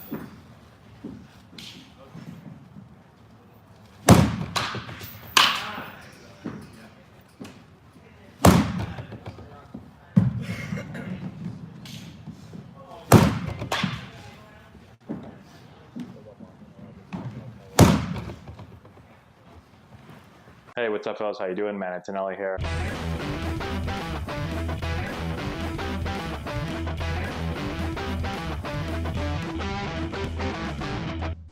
Hey, what's going on, guys? How we doing? Man, it's Anelli here. Today we're going to look at Mookie Betts for a couple minutes here. I threw this up on Instagram and I had a lot of people commenting and asking me questions about it. And so what I want to look at, you know, Mookie Betts obviously has a ton of power, right? And he's not a really, really big guy. And so I get asked all the time, you know, how does somebody that small create such great bat speed? How are they able to hit the ball so far? It's all about moving your body in the right manner. So the sequence of the swing, moving your body so that you essentially turn your body into a whip. Okay, you're able to create a whole lot of stretch. It's like taking an elastic band and pulling it back and storing energy, creating stretch in that band. The more you pull it back, the more energy that you store, the further the band's going to fly when you finally let it go. So when you watch Bet swing, this is a really cool shot of it. I want you to watch something here. So as he's striding into the ball, right? So he's moving into the ball here, okay? As he's moving this way, he's pulling back with his upper body that way, okay? Now watch as his front foot here starts to get into the ground. Right as he's about to get into the ground, you can see that his lower body, his back leg is going to start to turn him. If you just watch this stripe right here on his pant leg, all right, watch that stripe. See how it's starting to turn right there? Right, so his lower body is turning him this way. But when he's doing that, watch the bets and the 50 on his jersey. See how that's not turning? So this is turning, right? But the bets and the 50 isn't turning. So his upper body, he's pulling back with his upper body as his front foot comes into the ground and his back leg starts to turn him right there. So what's happening is this pullback right here, when he's pulling back this way, as he's pulling back this way with his upper body and his lower body starting to turn, that's creating a large amount of stretch across his body. So this is pulling here and the upper body's resisting. It's not letting itself turn. It's just like pulling back an elastic. And then finally when he launches, so here you can see the rear elbow starting to work under, and he starts to launch finally. Now the upper body starts to go, and the bat ends up being the last thing that kind of, boom, whips through. So at this point right here, if you look at this, you can see the top of the bat right there. His bat is laid back. His belt buckle is already facing the pitcher. So his lower body has turned, right? So this turns, then this turns, then the bat comes through. So when I say sequence, that's really what I mean. How does the body unravel, and when does the bat actually work through the zone? What you see with a lot of players is they do the opposite. A lot of young players do the opposite. But you'll see it at all levels, where the bat ends up wanting to go, right? The upper body wants to go first, and it beats the lower body. So there's no stretch created. Versus here, this is turning me. Shoulders are still closed. These are opening. Then shoulders will start to turn, or upper body starts to turn. Then bat comes. Home run. All right, so if you just kind of go through and watch how players, how they unravel, right? How they unwind their swing. The guys that are able to hit for a ton of power, especially guys that aren't really, really big guys, they do a really, really good job of turning their body really into a whip.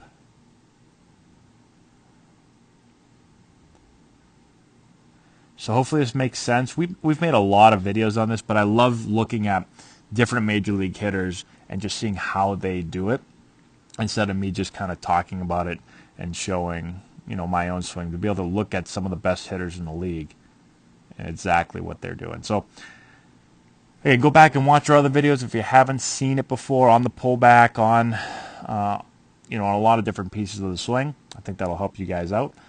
Comment section below, subscribe to the channel, share the video with all your friends. Really appreciate that. We have a deal going on with Plate Crate in the description box below. If you click on the link, type in Antonelli, you get 50% off your first Plate Crate. Also have a link to our Patreon page where you can help support the channel. We'd really appreciate that. And we've got a bunch of other stuff as well to check out, so definitely do all that. And that's all I got, guys. Thanks so much for watching. I appreciate it, and we'll talk to you later.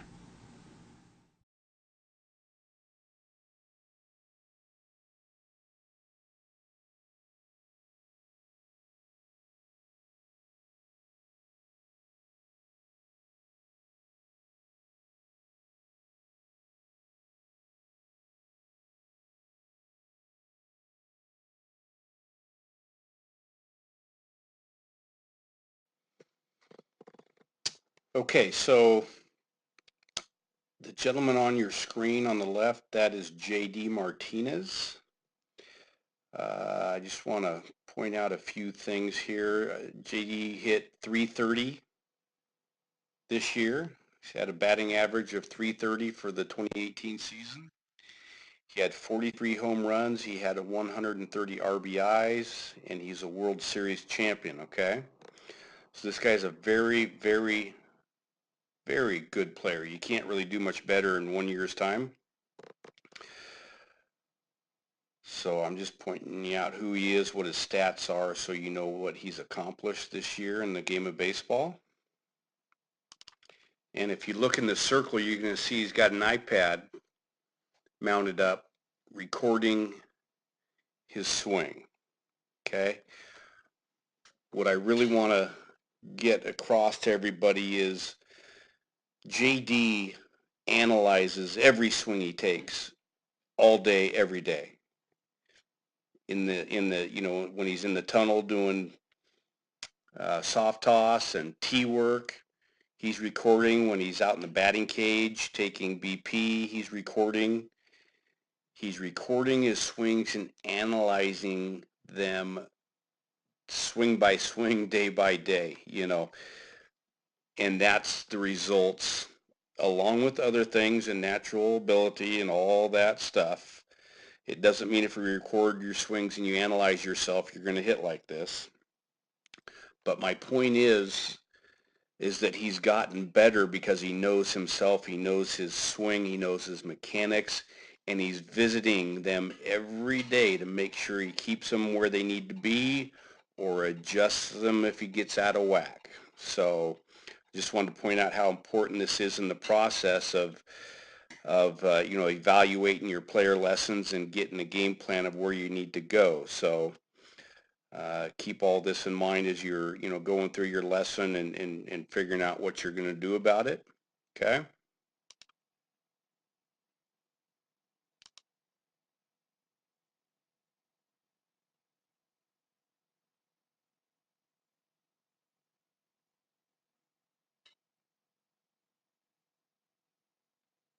And here he is from the other side, filming himself. He films himself from all directions and analyzes it so he can see every twist, turn, move, you know, how his hands work, his bat works, his elbows. He can get an idea and a feel for everything he's doing.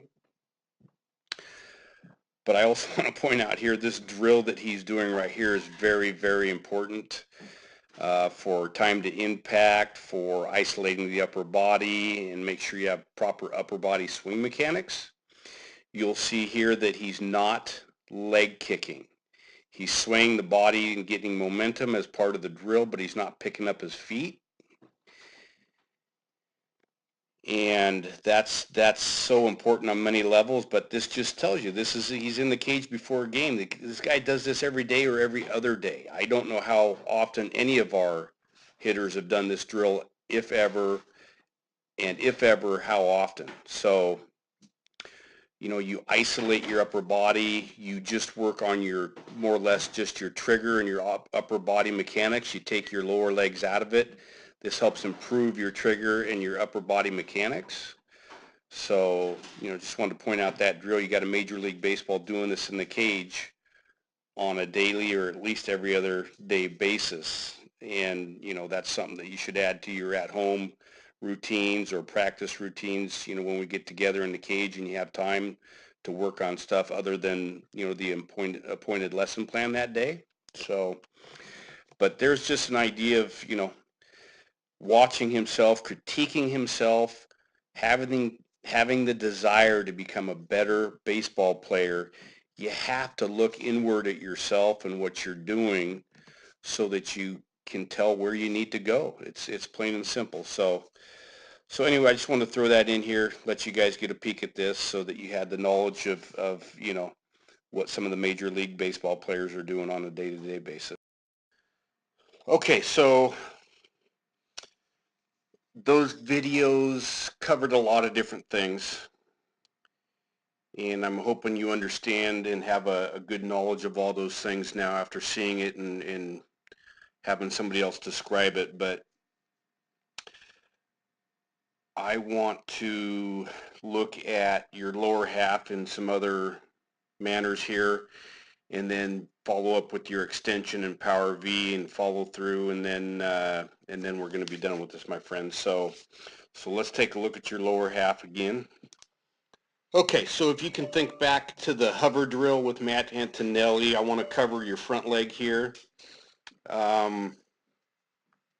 Let's take a look at what Mitch is doing. This is Mitch Haniger. Mitch is in a balanced 50-50 stance, 50-50 equal opposite with his legs. He's in a balanced position. And his first movement, of course, he moves backwards a little bit, but essentially his left knee is going to his right shoulder and stops near his belt buckle, okay? Left knee, down, and then it just comes up and rearward, okay? What he's doing is he's gathering his mass at center, okay? He's gathering his mass at center. If you're going to explode outward and attack something with maximum energy, you're going to do it from a gathered center. Your mass is going to be at a center, so you can then push it outward, okay? So that's what he's doing. Left knee to right shoulder, stopping near the belt buckle, okay? Left knee to the belt buckle, okay? You almost have a two-part leg kick, okay? You start back here, you bring your leg in, set it down like Nelson Cruz. So that's just more of a timing thing for you. But as we've discussed, you've set it almost right on top of the plate. Okay. But once you set it down, I'm not going to call that first part a leg kick, okay? Because that's not your leg kick. You're just moving that in. You're closing yourself off and moving yourself in. I don't know why. I'd sure like to discuss that with you. If you think it's of a benefit to you, if some hitting instructor has told you that that's a benefit to you, great, okay? I particularly and personally think it's non-essential movement in the swing, but that's just me. But if we concentrate here, when you set that thing down, now this is your leg kick, okay? So I'm going to count this from here, your first move, and if we go forward, okay, you're now on the out part. So you don't really have a leg kick, okay? There, your toes down, so that initial movement's not helping with your momentum or your launch or anything of that nature. So you don't have, like Mitch does, like Mike Trout does, like Mookie Betts does, like JD Martinez does, like Jose Altuve does, a leg kick, okay? So again, there's great hitters that have hit that way. Albert Pujols, Nelson Cruz. So, take that for what it is. But Mitch, he chooses to gather at center mass, okay? He goes back and up, okay? Okay, and here's Justin Turner, and he chooses to gather at center mass and have a rearward and upward movement with his knee, okay? So there's there's another idea what's happening with an elite major league hitter. Okay. So now that we see what their first movements are, it's rearward and upward, gathering at center mass. Let's discuss some of the benefits and the importance to doing that, okay? Okay, so here is Mitch Haniger again. He's in the up position. And let's just slowly look at what's happening here. So you can see that another benefit to this leg kick is he's kind of loading the hips there, okay? But, you know, Matt talked about it a little bit in his films on the Hubbard drill. But another benefit to doing it this way is if he misreads or mistimes the pitch, which happens to elite hitters, you know, not everybody's perfect. However, you know, a hitter like Nelson Cruz and Albert Pujols, you know, I don't know how many Mariners games you've watched, but if you were to take a collective watch of all of Nelson Cruz's film, every pitch for a full season, you're going to see he struggles very, very little with timing and the sequence of his movements in the swing and things of that nature, and that's because they have little movement. They're stay quiet swingers. So again, you know, that's why I'm a fan of staying quiet and not all this movement, but that a lot of our players do. But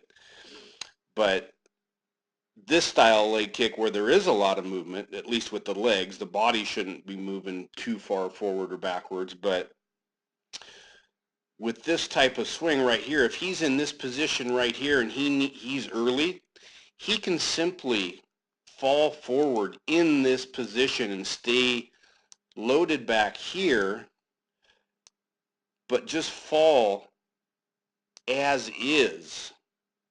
And we're just talking milliseconds here, you know, 0.1 to 0.2, maybe 0.3 seconds at most, depending on how early you are. He could fall another 6 inches forwards to get more delay and stay loaded back there and still have his leg up so that he can go to the ground and get his power and his torque into his swing that benefits his upper body. So again, a lot of our kids who just simply come backwards and then forwards. That's all they do. Backwards, forwards, backwards, forwards. There's no built-in timing mechanism or delay here. So there's no getting torque from the hips and swinging from the ground up when you are simply backwards and forwards, backwards and forwards.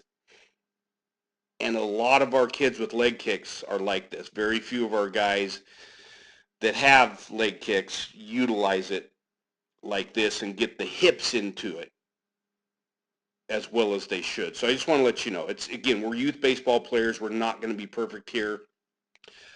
I'm trying to show you this stuff so as you grow as a hitter, whether you learn to do this or practice this, you know, in a month, 3 months, a year, you know, this is the kind of thing that I want you to see knowledge base wise so you can make some decisions on what you do want to practice and try.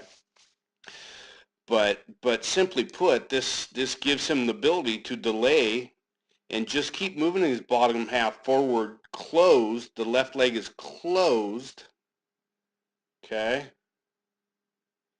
And it lands. He starts to open it before it lands, yes, but he's not fully open when it lands, okay? So if he had to just stay in this position right here and fall another 6 inches forward because somebody threw him a big breaking ball or a changeup, he can do it, and it doesn't change his upper half, okay? He's still ready to attack the ball.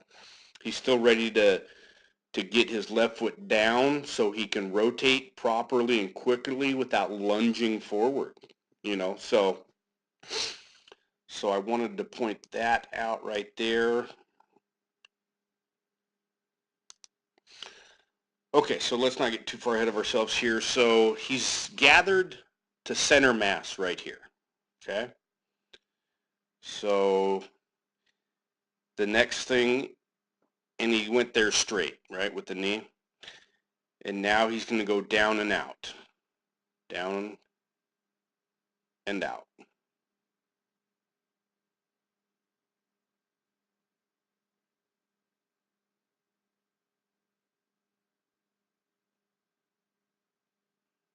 Okay.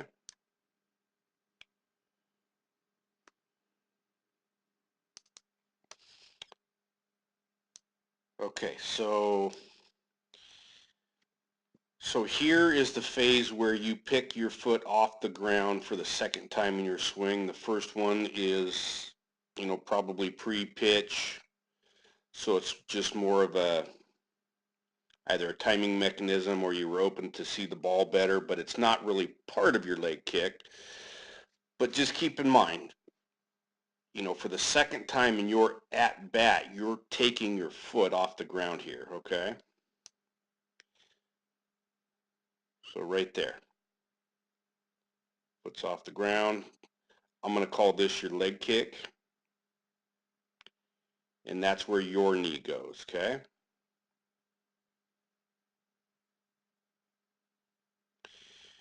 You're taking your foot from closed, picking it off the ground, completely opening it up, pointing it almost to the pitcher, and then setting it down. Okay, so your momentum in your lower half is being created by picking your foot up, turning it in the air, sitting it down. Your movement is from just pushing off and going to the pitcher, okay? You are getting literally a very little percentage of torque from the ground up from planting your feet somewhat closed and then torquing it, okay? I don't know if you guys know Rumel. He's an ex-major league minor leaguer. He was in the St. Louis Cardinals organization for several years. He does some local teaching in the area. He teaches to be closed off like a golfer that hits against a closed foot, okay? So, again, there's different theories on how to do this, but I can pretty much guarantee you, not many elite hitters land fully open because they need it at least partially closed to get that torque to swing from the ground up. And I know you've heard the term swing from the ground up before, and that's what they mean, so watch Mitch here. So Mitch, he's going to take from center mass, he's going to go down and out. He's going to, yes, just like Justin Turner, he's going to open up a little bit, but you can see he's still fairly well closed off, and that's going to give him torque and turn. You can see there Mitch looks like he snaps his ankle. I mean, I don't see many guys look like their ankle's rolling over and he's going to snap his ankle, but all elite hitters, if you look at that left foot, they're somewhat closed and they use it to torque. So like a lot of our hitters, like Sawyer does, that's one of his things. He's leaving power on the table. He's not getting full power and using the ground up method in his swing with his feet and legs. And that's good because that tells us there's more power there, right? If you can perfect some of these things, you're going to have more power. So just look at that and what's going on there.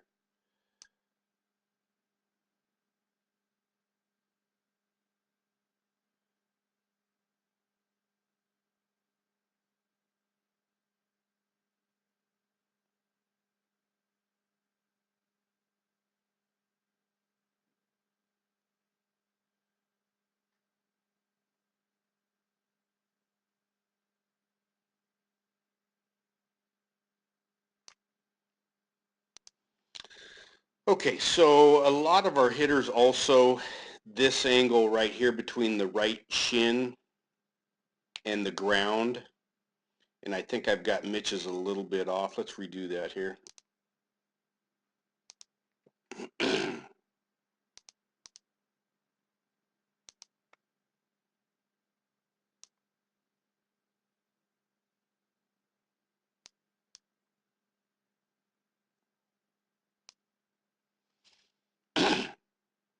So you're at 22 degrees, and that's right in the range of a lot of elite hitters. So, you know, you're doing that well.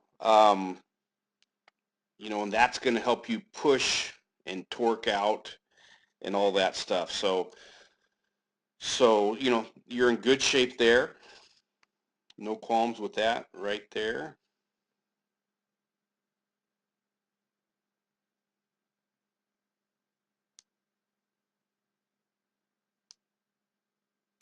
So there you guys are at or really close to contact.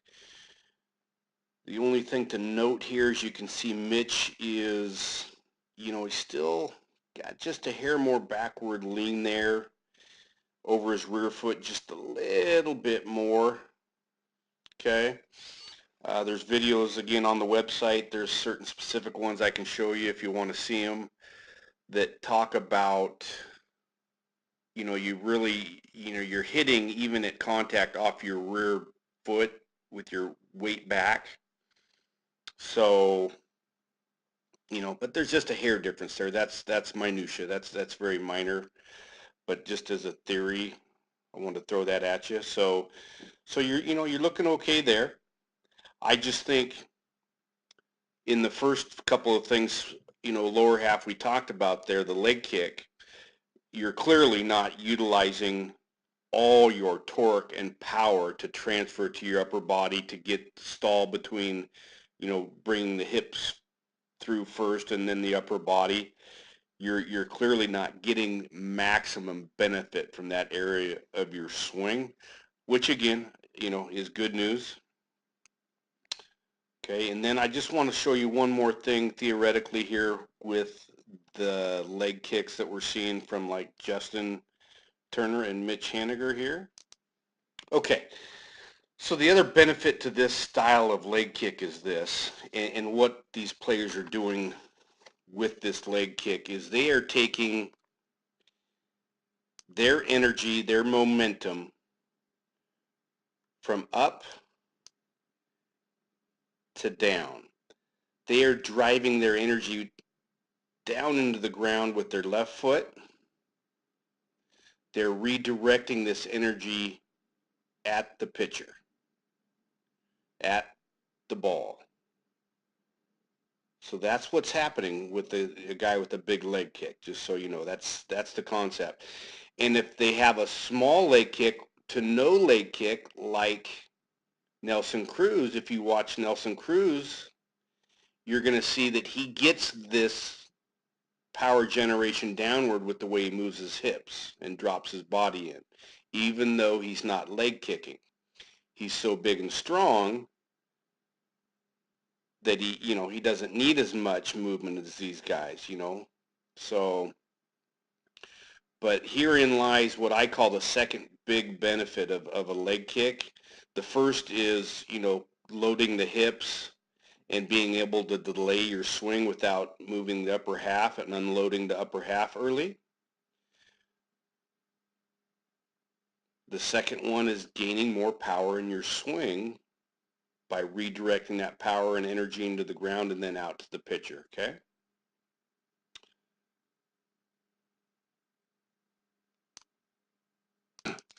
Okay, so and then the last thing, if you've ever heard a hitting instructor or a coach say, you know, attack the ball downward, it's not necessarily that they're talking about their bat. We know that attacking the ball downward is not really what you want to do in a swing. That's what a golfer wants to do, but what they're mostly talking about is their body, and here's kind of what that is. When he's at center mass and gathered and loaded, he's more upright, okay, if you look at Mitch. As he moves forward, he's going to drop about 6 inches, roughly speaking, 4 to 6 inches. Some players more, some players less. Albert Pujols has zero movement, but again, he's strong as an ox and gets that bat on plane correctly with minimal movement. So, some of these smaller guys are going to do this to create more energy and torque and force and bat speed in their swing. And the ones that do it, they're dropping down to drive that energy in the ground to redirect it at the ball. Okay, so I just want you to see the drop down. Most of our guys have 0 to an inch or 2 of drop down.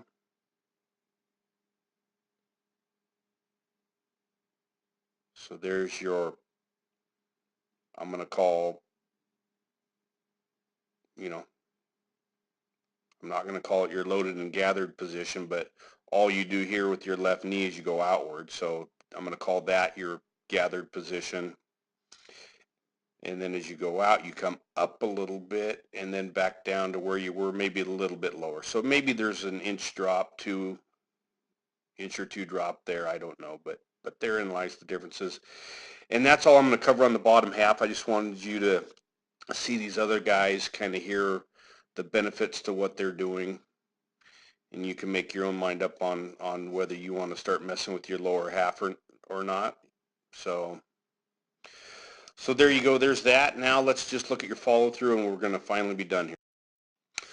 Okay, so again, I'm not going to cover a lot of time, Kyle, on your power V and your extension. As you saw in the first video, we can see that it's off, but it's off because it's a product of your snap drill and not maintaining the 90 and not pulling the hands correctly through the swing. And I firmly believe that once you can sharpen those areas of your swing, that your power V is going to instantly improve. It's just a product of what you're doing before that. So, power V is not something you tell people to go practice and get there and do a drill with the power V. Power V is just something you want to get to as a product of initiating the swing correctly. But as we look here, there's Mitch. You can see the catcher is reaching inside, so it's an inside pitch. His power V is not necessarily pointing right at us as we're watching this video on that view, but you can see the amount of extension that he has there. So, again, that's just highly critical, but it's a byproduct of what you're doing before this in initiating the swing. So,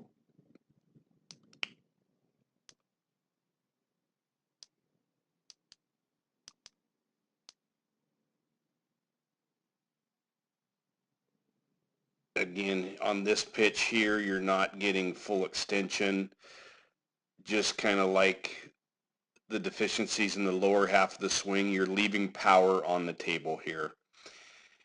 If you wonder why when we do hit tracks with exit velocity,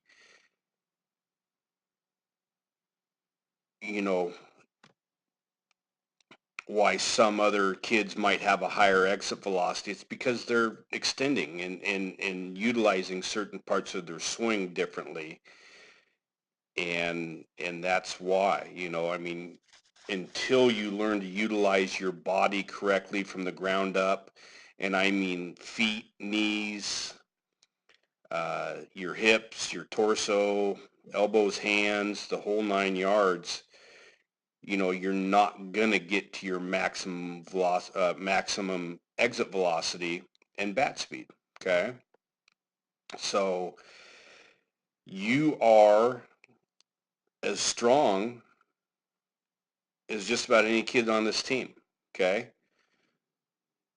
You can tell it. You're an athletic kid. You've got great muscle tone. You've got enough power to do this stuff and get more from it. So but it's a little bit like Chris, he's moving and torquing his body in ways that he sees fit, but you can see he's moving so hard and so fast and using so much energy, but he's doing it in an incorrect manner, and he's not getting full extension and full bat whip and bat speed and all this stuff. So, but again, for me, it goes back to the way you launch and trigger. If you start that correctly, the rest of it will just fall in line. But getting extended there and getting to a power V is just so very important. So there's Aaron Judge in his power V. Also looks like an inside pitch, and he actually gets to his. Every pitch is different, every hitter's different. But again, that is so very, very important. Okay, so let's just take a quick look at this view here. Again, I don't know if you've gotten that far in your first lesson, but you can see your bat's so rotational that when you get to that point right there, actually just a hair before that, you're taking your left shoulder and you're trying to fall off the cliff, but your bat is so rotational that you've got two opposing directions going on there, and that you can see the little wobble in your balance when you're done there. But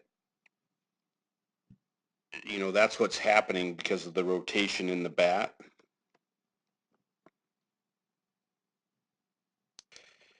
And just for a contrast comparison here, if you look at Jace, you can clearly see that all his energy's coming right at us. It's just coming right at us. All his energy is coming right at us. So when he follows through, everything's then going behind him. It's energy to the pitch and then energy away from the pitch, okay? What's going on here is it's your body is coming at the pitch, but your hands and arms and the bat are making a big circle, a rotational circle. So you got two opposing forces in your swing. And that's why when you're done there, your bat's coming all the way around, almost hitting yourself in the back. And then because there's so much force going that way, it comes right back where it came from.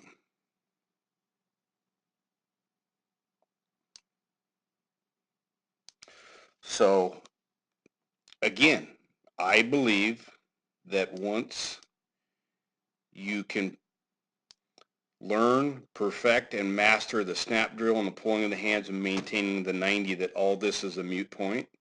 Again, this is just a product of the rotational nature of your swing.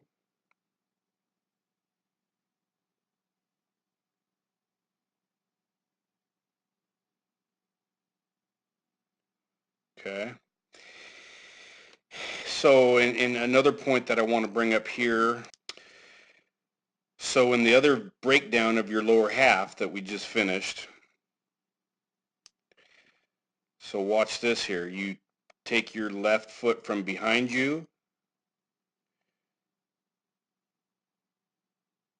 and now you're just setting it down open, okay? You're not touching the ground again and then lifting it up and opening it up. So again, a hitter should be consistent in what he does every pitch, from pitch to pitch, from game to game, at bat to at bat, month to month, year to year. Consistency in practice creates consistency in a game. Okay? So Again, your youth players, it's, nobody's expecting you to be that consistent. But moving forward, you need to straighten out some mechanics, figure out where you want to be on these topics, and then go to work on making them consistent. Personally, in the process of discovering your best swing, I recommend practicing everything and practicing it a lot. Practice 3 different leg kicks. Watch some major league hitters. Pick out your 3 favorite ones. Your load position. Pick out 3 different ones. Practice them a lot. Pick out 3 ready stances. Practice them a lot. That's how you get better. That's how you know what you're going to like better. You can't just pick something out and I'm going to do this and that's my favorite. How does somebody really know what's best for him until he's tried everything? Okay? If I'm at Basket and Robbins and they got chocolate, strawberry, rainbow sherbet, they've got cookies and creams.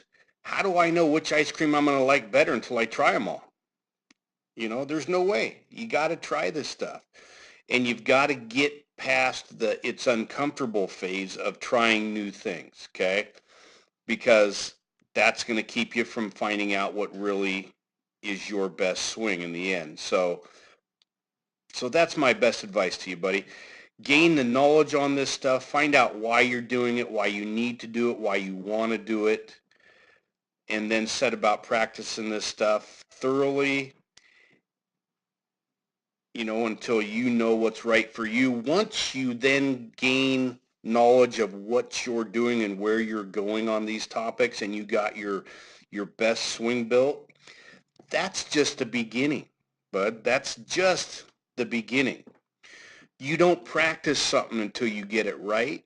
You practice something until you can't get it wrong. Okay? So again, all of our guys in a lot of areas are just on the beginning part of their journey. And, that's why I'm stressing this stuff so much. We've only got 2.5 months until we start ball. 2.5 months till game time. That's not very much time. And we've got a lot of players with some swing flaws that we got to get straightened out to give themselves the best chance to get out there and be productive. So, if it takes you a month, if it takes you 6 months, if it takes you a year to find your best swing, now we're into game time and you're trying to learn while you're playing. So that's why I stress all this stuff and bring it up, but from my opinion, based on my experiences, this stuff's probably some of the more important stuff that you should be concentrating on. I've given you some contrast and what elite players are doing. Again, I want you to run your video by as many people as you can, come up with your own opinions and ideas and evaluation of this. But the most important thing is to gain an action plan and go for it. Every time you step into the box or take a practice swing at home or at Diamond Sports, you need to have something on your mind that you're working on to improve yourself, whether it's changing a mechanic, finding a new mechanic, becoming consistent, whether it's your hands, whether it's your feet, whether it's your hips, whether it's your leg kick. That's how you improve. You have something in mind and you go to work on it, bud. So again, I hope this gives you more information than I gave you in your first lesson. Your first lesson was rather vanilla, but I'm going to post this on the website so you can look at this when you get time. I highly recommend looking at all the other players' videos and lessons just to have knowledge what other people are doing. It gives us knowledge on how to help each other as a team in practice. And then watch when you can all the other videos on the website and all the other stuff that anybody else might have for you. I know Kenny's got a library of videos that are very helpful. I know that Alexander draws his information that he puts on the TV at practices. He's got a database that he puts up here, right? So there's people out there with databases that have very good information in them, and I'm really stressing here that you seek as much knowledge about the swing as you can, bud. So this will end this lesson.